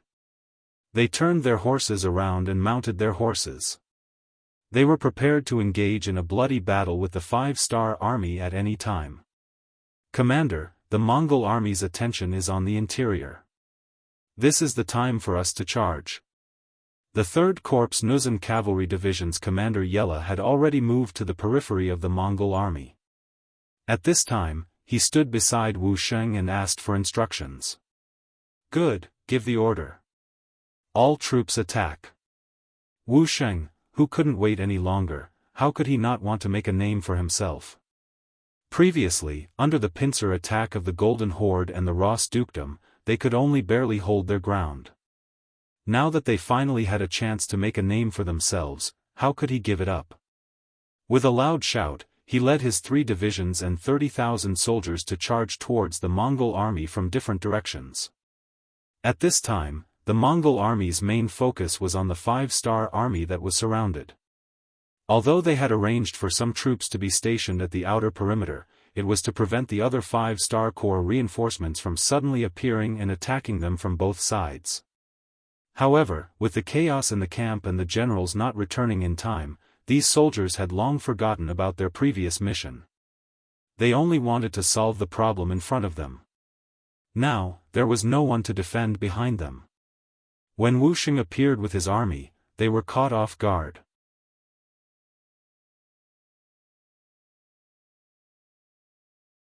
Chapter 1502. On the battlefield, the slightest accident could cost a person's life. The enemy troops suddenly appeared behind them, and they were charging ferociously. At this moment, the Mongol army had no choice but to send out a portion of their forces to block them. At this moment, the second wave of cannon fire arrived, causing the Mongol army, who had just regained their order, to fall into chaos once more. The timing was really accurate, and it could be said to be perfect. The cannon fire disrupted the order of the Mongol army, and it also covered the shouts of the Mongol generals, causing them to be unable to gather their troops. In just 15 minutes, the 5-star army had formed a pincer attack. Facing such a situation, many of the Mongol soldiers were confused as to who they should fight. Taking advantage of the fact that the enemy had not formed a defensive formation, Wu Sheng's 3rd Legion charged into the Mongol army like a sharp blade, and they started their massacre. The reason why cavalry was so terrifying and had dominated the battlefield for a whole decade and a century was precisely because they were fast enough, their charge was fierce enough, and their lethality and destructive power were shocking and terrifying. Once they lost these advantages, they were no different from ordinary infantry waiting to be slaughtered. Without impulse, there would be no speed. Without speed, they would not be able to display their strength. Without strength, there would be no killing power, and no destructive power. They were just riding on horses. Facing the soldiers of the Third Legion, in just one exchange, the Mongol army was cut down, and over 1,000 of them were injured. As the main force of the Third Legion continued to charge into the Mongol army, the number of casualties continued to increase. Block it, block it. Harsan Han also saw this shocking scene. When he saw the cavalrymen he was proud of being killed off one by one without the slightest ability to resist, he cried out in pain. The various khans were like a chaotic animal kingdom, and there was only one rule of survival, which was the survival of the fittest. Whoever had the biggest fist was the boss, and this was what the Mongol army, which did not have much culture, valued. The reason why he could still make his voice heard in the Khaganate alliance was because he had these cavalry units. This was the fundamental reason why no one could ignore his existence. But now, these cavalrymen that he regarded as his lifeblood couldn't even withstand a single blow from the 5-star army. They were harvested like chives, and it was as if his flesh was being cut off. It made him feel extremely miserable. We can't block them anymore, Khan, let's break out. The captain brought a group of soldiers in front of Harsan Han and begged. On the battlefield, once defeat was apparent, it was not something that could be changed by a single person's decision. That was the situation, and in front of such a situation, even Khan was like a leaf blown by the wind. We can't block them? Harsan Han murmured. Then, as if he had thought of something, his vision blurred, and he fell to the ground at an extremely fast speed. Not good, Khan fainted. Quickly come and help Khan up, we'll kill our way out. Seeing this scene, the captain of the bodyguards shouted in panic. Soon after, a group of bodyguards rushed forward and helped Harsan Han, who had indeed fainted from anger, onto his warhorse. After that, the group of bodyguards charged towards the direction where the 5-star army had fewer soldiers. The army was defeated like a landslide. From the moment the 3rd-star army launched a pincer attack, and the enemy was helpless, the outcome of this battle was already decided. One side was meticulously planned, and the other side was forced to retaliate. This was equivalent to a country suddenly launching an attack. Furthermore, they did not declare war, and they had an even greater advantage in firepower. This battle only lasted for 8 hours, and before the sky turned dark, the battlefield was already filled with corpses and Mongolian prisoners. There were more than 80,000 Mongolian cavaliers, and after the battle, aside from nearly 10,000 who managed to escape in the chaos, around 13,000 died, 20,000 were injured, and the remaining 30,000 or so abandoned their weapons and knelt down to surrender. On the other hand, the 3rd-star army lost less than 500 men, and about 4,000 were injured. With such a small sacrifice, they managed to kill 80,000 enemies. Other than the help of the 2nd Cold Front Division, this also showed the strength of the 3rd-star army. Clean up the battlefield and send a report to the 6th Young Master. At the same time, ask for other allies to come and take care of the prisoners. Wu Sheng, who had obtained a great victory, was elated as he gave the order to the reporter beside him. From the fact that Yang Chendong wanted to use the 2nd Cold Front Division, it was obvious that something big was going to happen. Wu Sheng did not want to miss such a good opportunity. He did not forget that the 3rd-star army used to be the 3rd Cold Front Division, but because they had not returned for a long time, they had lost all their firearms. However, it did not matter. As long as they performed well enough, they would be able to return to the ranks of the Cold Front Division. At that time, the 3rd-star army would be truly powerful. Yang Chendong, who was rushing over, heard about the situation here through a telegram. He immediately gave the order to report this matter to the entire army. At the same time, he ordered the nearby 3rd Star Army, Yuan, to immediately rush over to the 3rd Star Army and the 2nd Cold Front Division to take over everything there. If it was said that Yang Chendong was still somewhat hesitant when Beta Persei suggested to attack the capital of the Timur Empire, Herat, then this victory gave him more confidence. He knew that the conditions of the battlefield had been formed, and it was time to complete the surprise attack. With the help of the 2nd Cold Front Division, the 3rd Star Army obtained a great victory over the Mongolian army, defeating 100,000 enemies. After this news was spread through the telegram, the commander of the 1st Star Army's 4th Division, Su Kuda, became anxious. Speaking of which, they had clashed with the enemy's main force earlier than anyone else. Moreover, they had also launched several attacks, but the results did not seem to be very good. Although from the results of the battle, they had always had the upper hand, but they did not achieve their goal of heavily injuring the enemy. We can't continue like this. Isn't the 1st Star Army less than 200 li away from here? Send a message to them to come and support us. Su Kuda finally decided to send other reinforcements. This was not because he was afraid of the enemy, but because he wanted to use more advantages to annihilate the enemy. Just from this point alone, he already had the qualities of an excellent commander. He no longer cared about the fruits of victory in front of him. He was willing to share the credit with other allies, which was equivalent to having a view of the overall situation. Su Kuda was also preparing for the final attack. In contrast, Commander Tian who had already obtained the fruits of victory. Under his surprise attack, he had successfully captured the capital of the Ilkhanate, Tabuli Tucheng. In order to achieve the goal of not letting the news leak out, the 4 divisions of the army attacked the 4 gates to ensure that no one could escape the city and spread the news. The world's #1 cavalry army was indeed worthy of being an existence that was second only to the Black Cavalry in terms of cold weapons. From the moment they launched their attack to the moment they captured the entire Tabuli Tucheng, they had only used less than 4 hours. Furthermore, they had achieved their goal of not letting a single enemy escape. After quietly capturing the city, Tian who did not let the army take down the old flag of the Ilkhanate. On the surface, the city did not look any different from before. This was him fishing, waiting for the enemy to walk into the trap. Although Tian who did not know who would appear here, his intuition and the pattern of the battle told him that there would definitely be enemies here. After 6 days, not a single enemy appeared.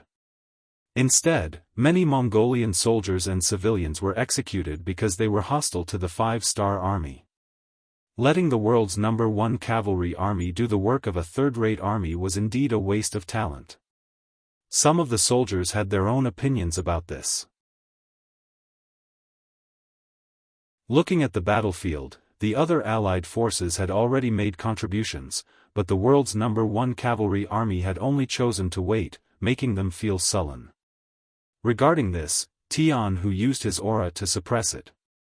However, at this moment, his heart wavered a little. If he only obtained this bit of merit in this battle, then he was somewhat unqualified to be a commander.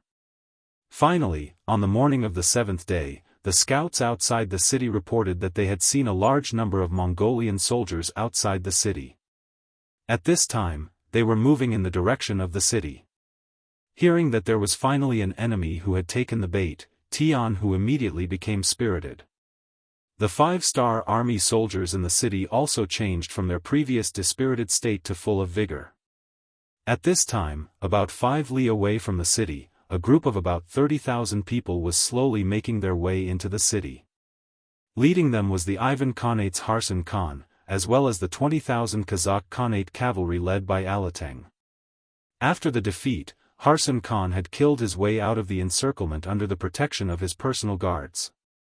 Following that, he gathered the remaining soldiers and gathered about 10,000 people. After that, he met the 20,000 Kazakh cavalry who were coming to support him. Thus, he mixed them into one army and retreated to Tabuli Tucheng. At the same time, he reorganized his army and looked for an opportunity to fight again. Harsan Khan did not admit defeat because he did not know what had happened on the other battlefields. He only thought that it was his own army that had lost. Then he still had 200,000 cavalry at his disposal. Moreover, as long as he could hold on, the other Khanates might continue to send reinforcements.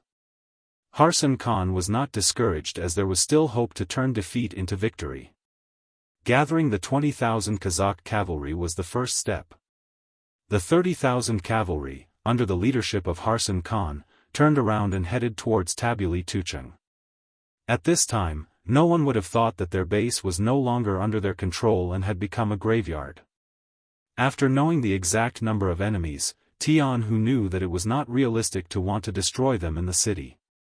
Once the enemy found out that the commander guarding the city had changed, he was afraid that the first thing they would do was to escape.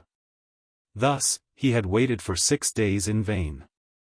This result was unacceptable to Jianghu.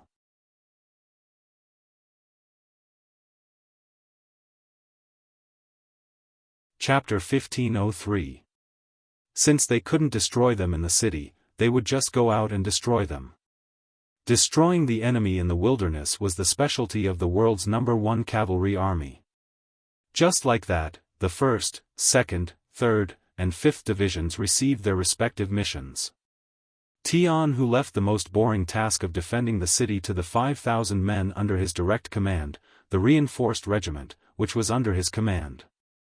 After being angry for the past few days, they needed to vent their anger. Jianghu called the 4 division commanders over and said in front of them, "I've given you a chance.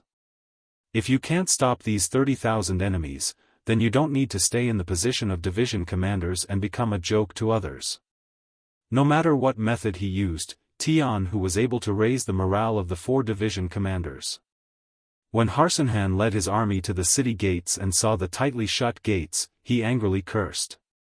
The flags of the Ilkhanate that were originally placed on top of the city gates were all pulled out and thrown onto the city walls. Instead, they were replaced with bright-colored flags of the 5 stars. Jianghu also officially appeared on the city walls and ordered the soldiers below to use their bows and arrows to shoot down from above. The arrows fell like rain and landed in the Mongolian army's camp, causing waves of mournful cries. Jianghu took the initiative to attack, which was equivalent to giving the order to attack. Outside the city, the 4 cavalry divisions that had been lying in ambush, a total of 40,000 men, suddenly appeared. They locked down all the escape routes of the Mongol army and charged in from the outside, reaping the lives of the Mongol cavalry. The world's #1 cavalry army's warriors, who had been fighting with all their might, finally had a chance to vent their anger. At this time, they all wanted to bring out all their skills and use all their strength to wave their arms. Therefore, they could only use 90% of their strength, not 80%. The First Army's cavalry was so fierce, and with the sudden attack, they quickly broke through the 3 defense lines that Harsan had set up. Seeing that the 4th defense line was about to be broken, Harsan's face became incomparably pale. He did not know why his own Khan Dabuli had been captured. He did not know at all. He also did not know why these 5-star troops appeared here. All he could do now was to reprimand General Dexy, and reprimand him and the Kazakh cavalry for their incompetence. In his view, there were 20,000 Kazakh cavalry, and with his 10,000 troops, there were 30,000 people. The Han army only had 40,000 people, which was 10,000 more than them.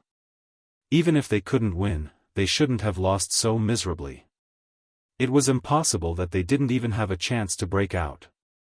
He completely treated General Dexy as his subordinate and scolded him. Even Alateng couldn't stand it, not to mention General Dexy himself. No matter what, he is still a general of the Kazakh Khanate and not a subordinate of Harsan Khan.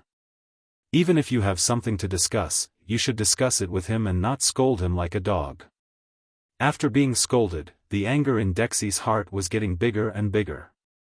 This time, when he came to the battlefield, he didn't have any opportunity to show off. He encountered Harsan and was brought here. Then, he was inexplicably attacked. If it was anyone else, they would have already been incomparably depressed. This scolding made his heart even angrier, but he didn't have a suitable opportunity to vent. Enough, I am a general of the Kazakh Khaganate, not your Ilkhanate's general. At this moment, Dexy wanted to shout out his thoughts. But he didn't dare to do so. Among the Khaganates, Kazakh was the first to fight with the 5-star army. Because their geographical location was very close to the Ili region, they had invested a large number of troops early on. As a result, their losses were very serious. For example, Janelbek Khan's younger brother, Kelii, was captured by the 5-star army. Many of the country's generals were killed, and a second-rate general like Kelii was now in charge of military power. Dexy had some ability, otherwise, he wouldn't be in charge of 20,000 soldiers. But his personality was too weak, and he was a bit timid. Because of this, his career had never been smooth. This time, he came to support the Ilkhanate because there were no generals in the Khaganate, which gave him the opportunity. If it was anyone else who was scolded like this by Harsanhan, they would have been furious and refuted. But Dexy didn't have such courage, and this naturally had a lot to do with his personality. But this didn't mean that he wasn't angry.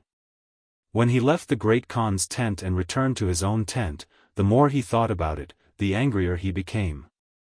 When he heard how brave the 5-star army was and how it was only a matter of time, he couldn't see the slightest future.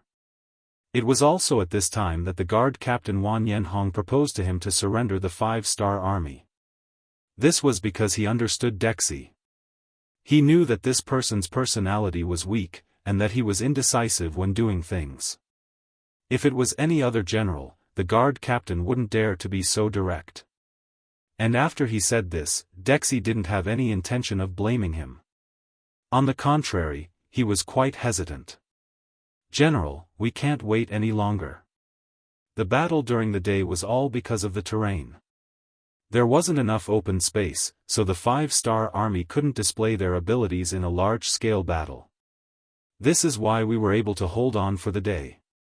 Once we wait until tomorrow and face another fierce attack, I'm afraid we really won't be able to hold on.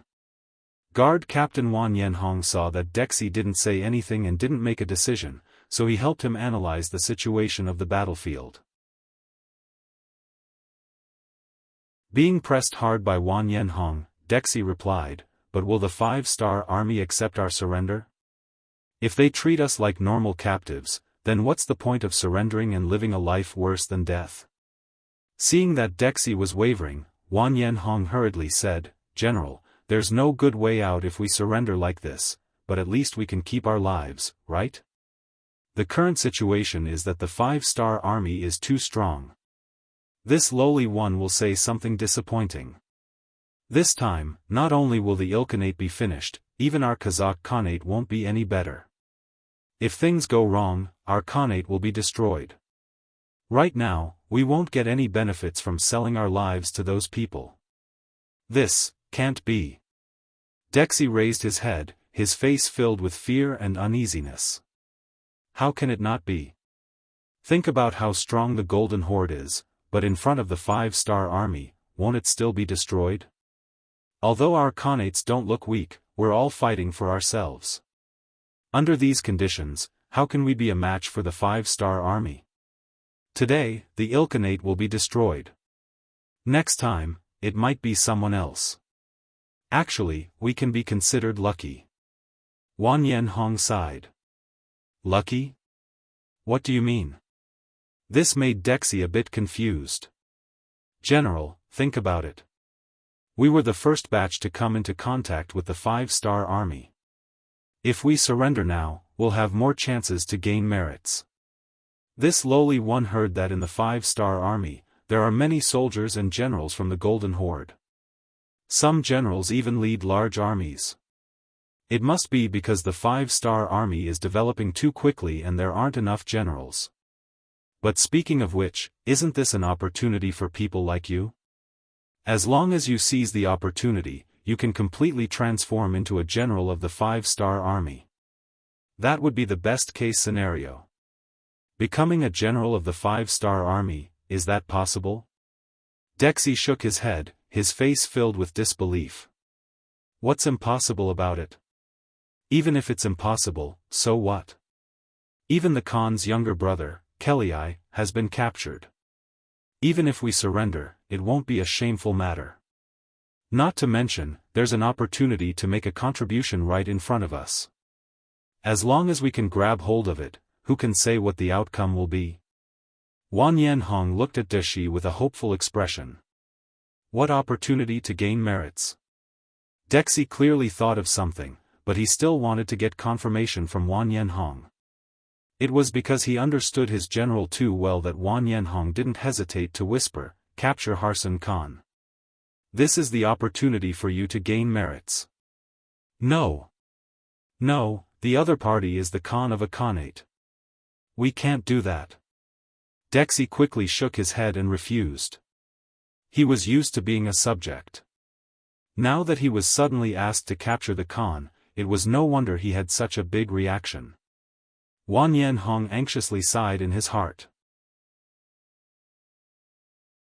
He knew that persuading him wouldn't lead to any good results, so he simply closed his mouth and walked out of the tent. When Wang Yanhong walked out of the tent, the few Kiliarchs waiting outside walked up and asked with a hopeful expression, "Captain Wang Yan, how is the situation?"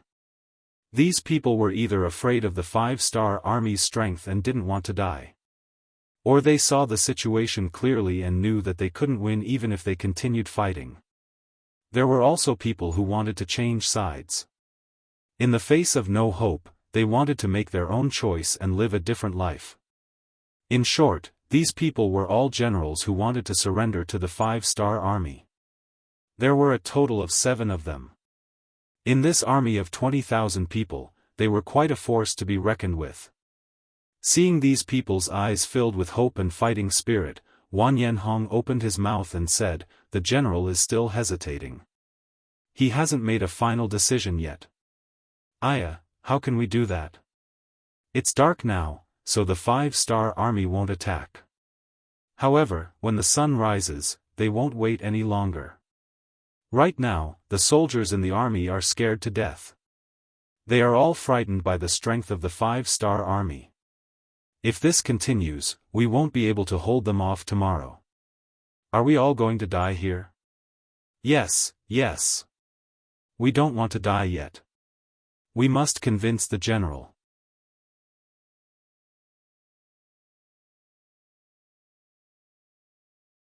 Chapter 1504. Translator, Endless Fantasy Translation Editor, Endless Fantasy Translation. Yes, we have to convince the general. Listen to my instructions. Wang Yanhong nodded. How could he not see that the army had lost their will to fight and morale? How could they win a battle with such an army? Right now, the only option left for them was to surrender. Since Daoist couldn't understand, they would force him to make a decision. Wang Yanhong's eyes flashed with determination. He had been by the general's side for so many years and he knew what he had to do to convince him. Under Wang Yanhong's leadership, the generals quickly gathered together to discuss a plan. In less than an hour, Wang Yanhong returned to the tent. After all, as the captain of the personal guards, his duty was to protect the general. When Wang Yanhong entered the tent, he saw a scene that made him exasperated. This was because Daoist was already sound asleep and was even snoring. It was really unimaginable that the general could still sleep when the war was so tense. One had to admit that he had a big heart. This also proved that the general didn't have any intention of rebelling. It was also because of this that Wang Yanhong was firm in his decision. He turned and walked out of the tent. He nodded to the few Kiliarchs who were waiting outside. "In half an hour, we will act according to plan." Wang Yanhong's plan was to try his best to convince Daoist. If it really didn't work, then the only way was to mutiny. For the sake of his brothers and himself, he was willing to be the bad guy. After Wang Yanhong said this, he turned and went back into the tent. He laid down on the fur mat in the corner of the tent. That was originally a place for him to rest. Not long after he lay down, there was a sudden shout from outside the tent. The noise was not small, and it woke up Daoist who was sleeping. "What's going on?" What's going on? Don't tell me the 5-star army is attacking overnight? Hearing Dishi's anxious shout, Wang Yanhong pretended to have just woken up and rubbed his eyes. He asked, "Who's making a racket outside?" "It's us." Following this voice, several figures walked into the tent. Upon closer inspection, they were none other than the Kiliarchs who had been waiting outside for news. All of a sudden, these people squeezed into the tent, making it seem a little crowded. Dishi was also shocked by these figures. He instinctively reached for the scimitar beside the bed. Fortunately, Wang Yanhong stood out and blocked Dishi. He then looked at these Kiliarchs with a questioning expression and shouted, "What are you doing?" "Captain Wang Yan, don't panic. We are here to report the military situation." The leading Kiliarch knelt on the ground with a thud and said in a tearful voice, reporting to General, "This lowly one has just spent a lot of money to obtain information from Ili Khan's army. Harsan Khan has already ordered us to take the lead and launch a counterattack against the 5-star army tomorrow morning, and then kill a way out for them. General, there is no need to mention the strength of the 5-star army. What is the difference between doing this and committing suicide? Harsan Khan is not our Kazakh great Khan. There is no need for us to make such sacrifices for him." "That's right. They don't even see us as humans. There is no need for us to work for them. General, please give the order. We will break out of the encirclement tonight. Even if we die, we will not serve Harsan Khan." The generals below all spoke one after another, expressing their strong dissatisfaction with Ili Khan Harsan Khan. When Dishi heard all of this, his face turned even redder. At this time, he had no time to distinguish whether this news was true or false. He thought of how Harsan Khan had cursed him during the day. He was already angry to begin with. He really wanted to ignore Harsan Khan and lead his troops to kill their way out. At that time, it would be lucky if they could charge out, but if they couldn't, then it would be his fate to die on the battlefield.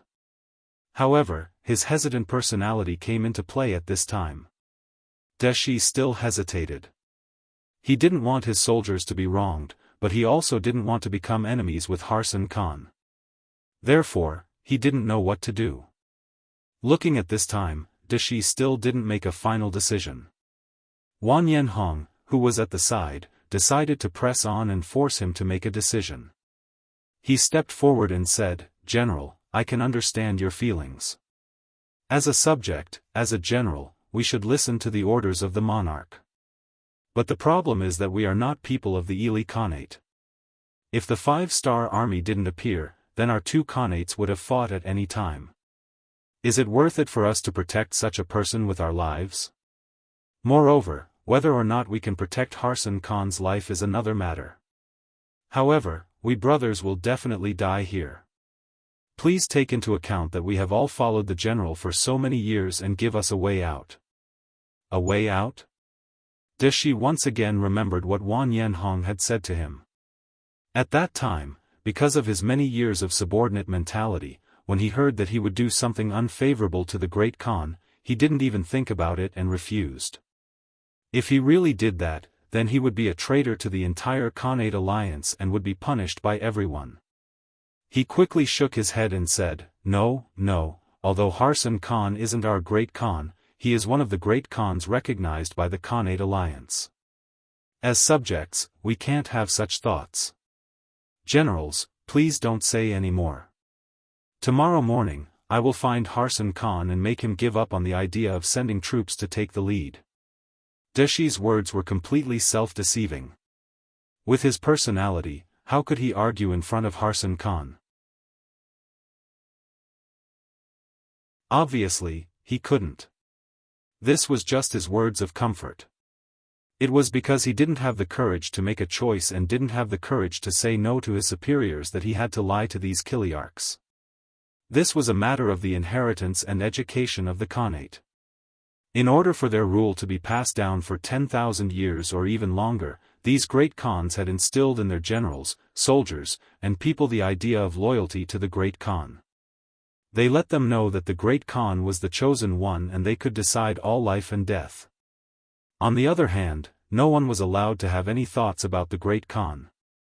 Otherwise, it would be going against the will of the heavens and everyone would have the right to punish them. It was this product of Dexi's education that made him want to protect the safety of the Great Khan even in the face of life and death. Even if the Great Khan was not from his own country, he was still very important in his eyes. Alright, everyone disperse first. Harsan Khan said that he has already reported this matter to the outside. Soon, there will be reinforcements coming. As long as we can hold on until then, everyone will be fine. At that time, Harsan Khan will definitely reward us according to our contributions, Daoist wasn't stupid and knew how to use this method to unite the people. He gave everyone hope and drew a beautiful blueprint in front of them. This way, not only could he stabilize the people's hearts, but when the battle broke out, everyone would be able to use their full strength. However, this kind of ordinary method was destined to fail today. Who didn't know that because of the sudden appearance of the 5-star army, they didn't have time to send people to ask for reinforcements. So where did this so-called reinforcements come from? They didn't know what happened here at all, okay? Seeing that Daoist still wanted to deceive them at this time, everyone's expression became unfriendly. Since this kind of persuasion didn't work, there was only one last method left. Thinking of this, everyone's gaze landed on the personal guard captain Wan Yanhong. Of course, Wan Yanhong knew what everyone wanted to do. To be honest, this was the last step. If there was any other method, he wouldn't want to do it. However, Daoist was so stubborn and didn't listen to anyone's advice. Thus, he could only resort to something like a mutiny. What are you all trying to do? No matter what, Daoist was still a commander of 20,000 people. When the atmosphere in the tent suddenly changed, he had a premonition that things weren't going well. His expression couldn't help but reveal a trace of panic. General, why do you have to do this? Since you're thinking of going up and not giving us a way out, then you can't blame us. Wan Yanhong finally spoke. The moment he spoke, the 7 Kiliarchs in the tent rushed up like ferocious beasts and pressed Daoist, who had already touched the curved blade, to the ground. Previously, Wan Yanhong was blocking in front. Now that this personal guard captain wasn't there to help, Daoist instantly became a prisoner. No matter what, he was still a personal guard captain and was responsible for the general's safety. Wan Yanhong didn't have any intention of harming Daoist. He decided to hand this person over to the 5-star army to deal with. His current mission was to bring people to take down Harsan Khan. Taking advantage of the fact that the other party didn't know what was going on and wasn't on guard, he quickly took him down. Only then could he appear before the 5-star army as a meritorious subject. At this moment, Harsan Khan, who was 2 li away from the tent, didn't know about the mutiny below. At this moment, he had already entered the land of dreams and seemed to be having a bad dream. He had a conflicted expression on his face. It wasn't until Wan Yanhong brought people to place the curved blade on his neck that he woke up with a start. Who are you people? What do you want? When he woke up and saw a bunch of unfamiliar soldiers standing in front of him, Harsan Khan instinctively wanted to shout. However, he immediately felt his vision turn black and was knocked out by a punch. The person who made the move was Wan Yanhong. He only knocked Harsan Khan out because he didn't want to cause any more trouble. Now that the people who should be controlled were under control, he personally said to a Chiliarch beside him, "I'll leave the matters at home to you guys. I'm going to the 5-star army's main camp now. Captain Wan Yan, are you going to go personally?" The Chiliarch was a little nervous. In his opinion, before he understood the 5-star army's attitude, there was no harm in sending someone else to communicate with them first. It was the best plan.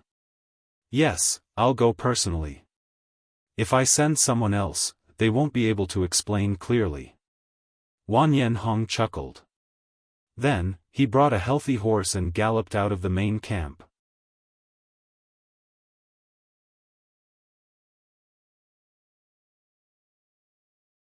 Chapter 1505. At midnight, the 5-star Army's camp was very quiet. Other than the soldiers on duty, the other soldiers and officers had already gone to bed early. There was still a tough battle waiting for them tomorrow. Without sufficient physical and mental strength, it would be impossible. However, in the main tent, Temu and the other 3 division commanders were not sleeping. The 4 of them were glaring at each other, looking as though they had nowhere to vent their anger. The attack during the day wasn't very successful. Because the terrain was too narrow, the 5-star Army's few charges were limited by the terrain. They couldn't unleash their full potential. Not only that, they had nowhere to hide under the rain of arrows. As a result, nearly 1,000 soldiers died. Although less than 300 of them died in the battle, most of them were injured. Moreover, they could still return to the camp after treatment. However, to the world's #1 cavalry army, this was still a big blow. 40,000 against 30,000. They had the advantage in numbers and even launched a surprise attack. However, they didn't win the battle and even lost many soldiers. No matter how one looked at it, this was a humiliation. It was a slap to the faces of the 4 division commanders. The 4 division commanders, who were always chatty when they gathered together, fell into silence for the first time. They didn't even inform Tianhu of this news. Otherwise, who knew what kind of thunderous roar they would face? Every division commander would have to bear a punishment first. This time, it could be said that the 4 division commanders had disgraced the invincible and undefeatable #1 cavalry army. What made the 4 division commanders even angrier was that tomorrow's attack wouldn't be too smooth. They knew that there was no way to retreat. If the enemy fought with their backs to the wall, even if they won in the end, they would have to pay a heavy price. They had the advantage in numbers but still had to pay a heavy price.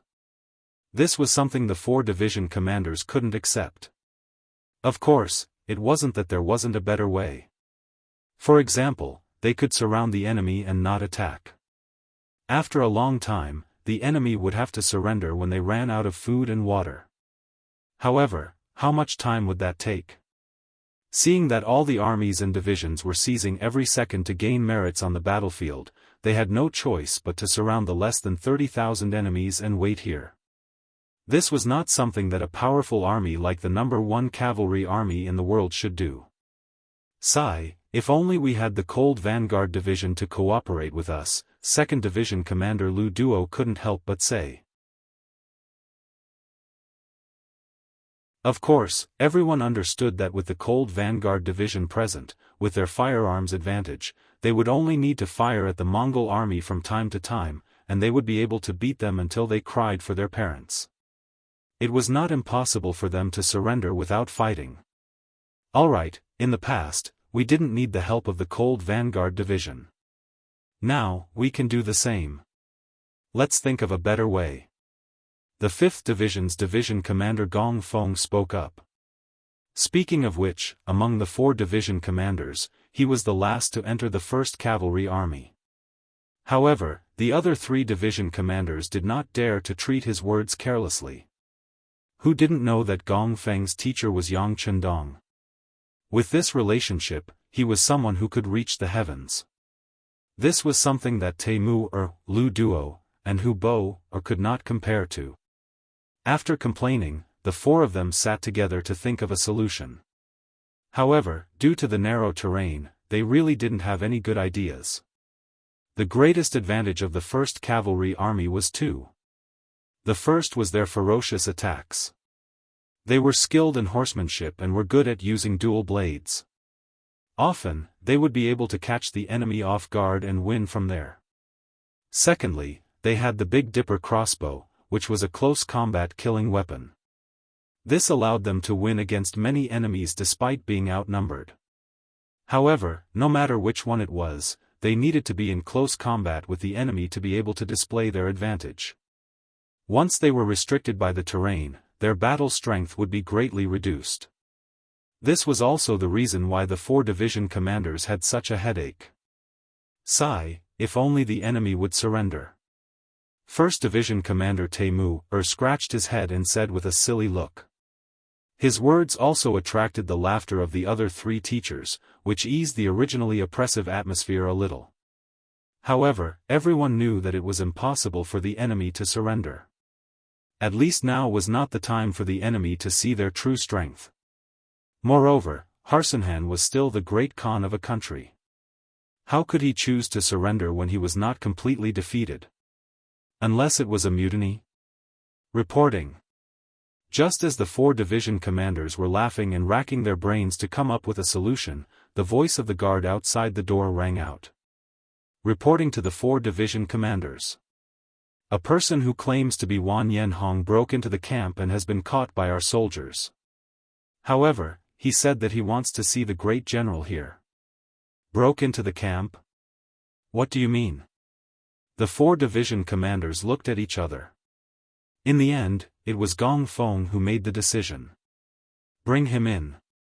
In a short while, Wan Yanhong, with his hands tied behind his back, walked into the tent under the watch of 2 5-star army soldiers. He saw the 4 division commanders sitting side by side.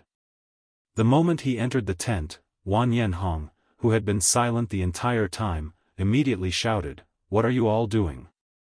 Is this the treatment for those who voluntarily surrender? If that's the case, then you can kill me." Wan Yanhong said preemptively. He wanted the teacher to snatch the person away. Only then would he be able to take the initiative in the following conversation. However, it was a pity that facing the 4 division commanders who had walked out of a mountain of blades and a sea of flames, their powerful auras still scared him, causing his body to tremble uncontrollably. All of this was clearly seen by the 4 division commanders. They knew that Wan Yanhong was trembling out of fear, but Gong Feng and the other 3 division commanders didn't take the initiative to expose him. This was because they were also very curious. What was Wan Yanhong doing here at this time? What did he mean by taking the initiative to surrender just now? Come, untie him and give him a seat. Gong Feng spoke on behalf of the 4 division commanders. The 2 guards weren't worried that Wan Yanhong would play any tricks. Which of the 4 division commanders in front of them wasn't a match for 100 or 1,000 men? Why would they worry about a surrendered general who didn't have a weapon? Immediately, the ropes were untied and a chair was placed in front of him. Even though he was still a bit scared, Wan Yanhong still forced himself to be calm and sat on the chair. Following that, his gaze swept across the faces of the 4 division commanders. The 2 guards had already retreated, leaving only 5 people in the large tent. In a situation where no one spoke, the atmosphere was a bit frighteningly quiet. This was especially true for Wan Yanhong. When he felt the pressure from the 4 division commanders who were filled with killing intent, it was impossible for him to pretend to be calm. Large amounts of sweat began to flow out from his forehead. Even though the weather at this time didn't exceed 10 degrees at night, Wan Yanhong still felt his body heat up and his heart was fluttering. Just when he felt that he couldn't withstand this aura anymore, Gong Feng spoke. It was as if a blazing sun shone on his body in the cold winter, causing him to feel warmth all over his body. "You're called Wan Yanhong? Don't be nervous. What did you mean by surrendering?" "Oh, this little one is called Wan Yanhong. I'm the personal guard captain of General Dexy sent by the Kazakh Khanate. This time, I came here to..." Wan Yanhong repeated what he had wanted to say in his heart. At this time, he still kept a secret. He only said that if he surrendered, would the 5-star army accept them and how they would be treated. He didn't say that he had already controlled General Dexy and Harsanhan from the Ilkhanate. Wan Yanhong wasn't sure if the 5-star army would accept his surrender. If they couldn't accept it, then he would just fight. His principle was that if someone didn't let him have an easy time, then he wouldn't let them have an easy time either. Wan Yanhong's tone was probing. When the other 3 division commanders heard this, they all revealed an impatient expression. They thought that Wan Yanhong was negotiating with them. How could the world's #1 cavalry army allow a defeated army to negotiate with them? On the other hand, Gong Feng gave the other 3 division commanders a look to calm them down. Then, he laughed and said, "Wan Yen, it should be a big surname. I wonder if General Wan Yen Hong is related to it." It had to be said that this was the benefit of studying. Gong Feng was Yang Chendong's student, so he naturally knew a lot. When he asked this question, Wan Yen Hong's body shook and he lowered his head. Looking at this scene, Gong Feng's intuition told him that Wan Yen Hong should be related to the Wan Yen clan. He laughed and said, "What? Is there something that you can't say?" "Oh, no. Since the general has asked, there's no harm in telling you. Actually, my ancestor is the Wan Yen clan. We were defeated by the Kazakh Khanate and became their captives. Because my performance was good, General Dexy took a fancy to me and appointed me as the captain of the Kazakh Khanate." When Wan Yen Hong spoke of this, he could clearly feel the heaviness in his heart. Although it was summarized in 2 simple sentences, he must have experienced a lot of things. Moreover, it should be very sad. When he heard this, Gong Feng's expression became better. His intuition told him that this should be a breakthrough that would greatly benefit their following work. "Oh, so it's like this. It seems like we have more things to talk about with Brother Wan Yen. At least we have the same enemy, right?" "The same enemy?" Wan Yen Hong's face was filled with confusion. "Yes, the Kazakh Khanate is our common enemy. If you are willing, we can help your Wan Yen clan take revenge." Gong Feng nodded solemnly and said, "At that time, as long as we break through the Kazakh Khanate, we can save your suffering clansmen and return them their freedom. At that time, you, Wan Yen Hong, will be the benefactor of the entire Wan Yen clan, hee. Of course, if you want us to do this, you have to show some sincerity. For example, help us deal with the enemies in front of us." You're tuning in to the Unparalleled SwordWill YouTube channel. Don't forget to subscribe and join us on this journey to catch the most captivating stories.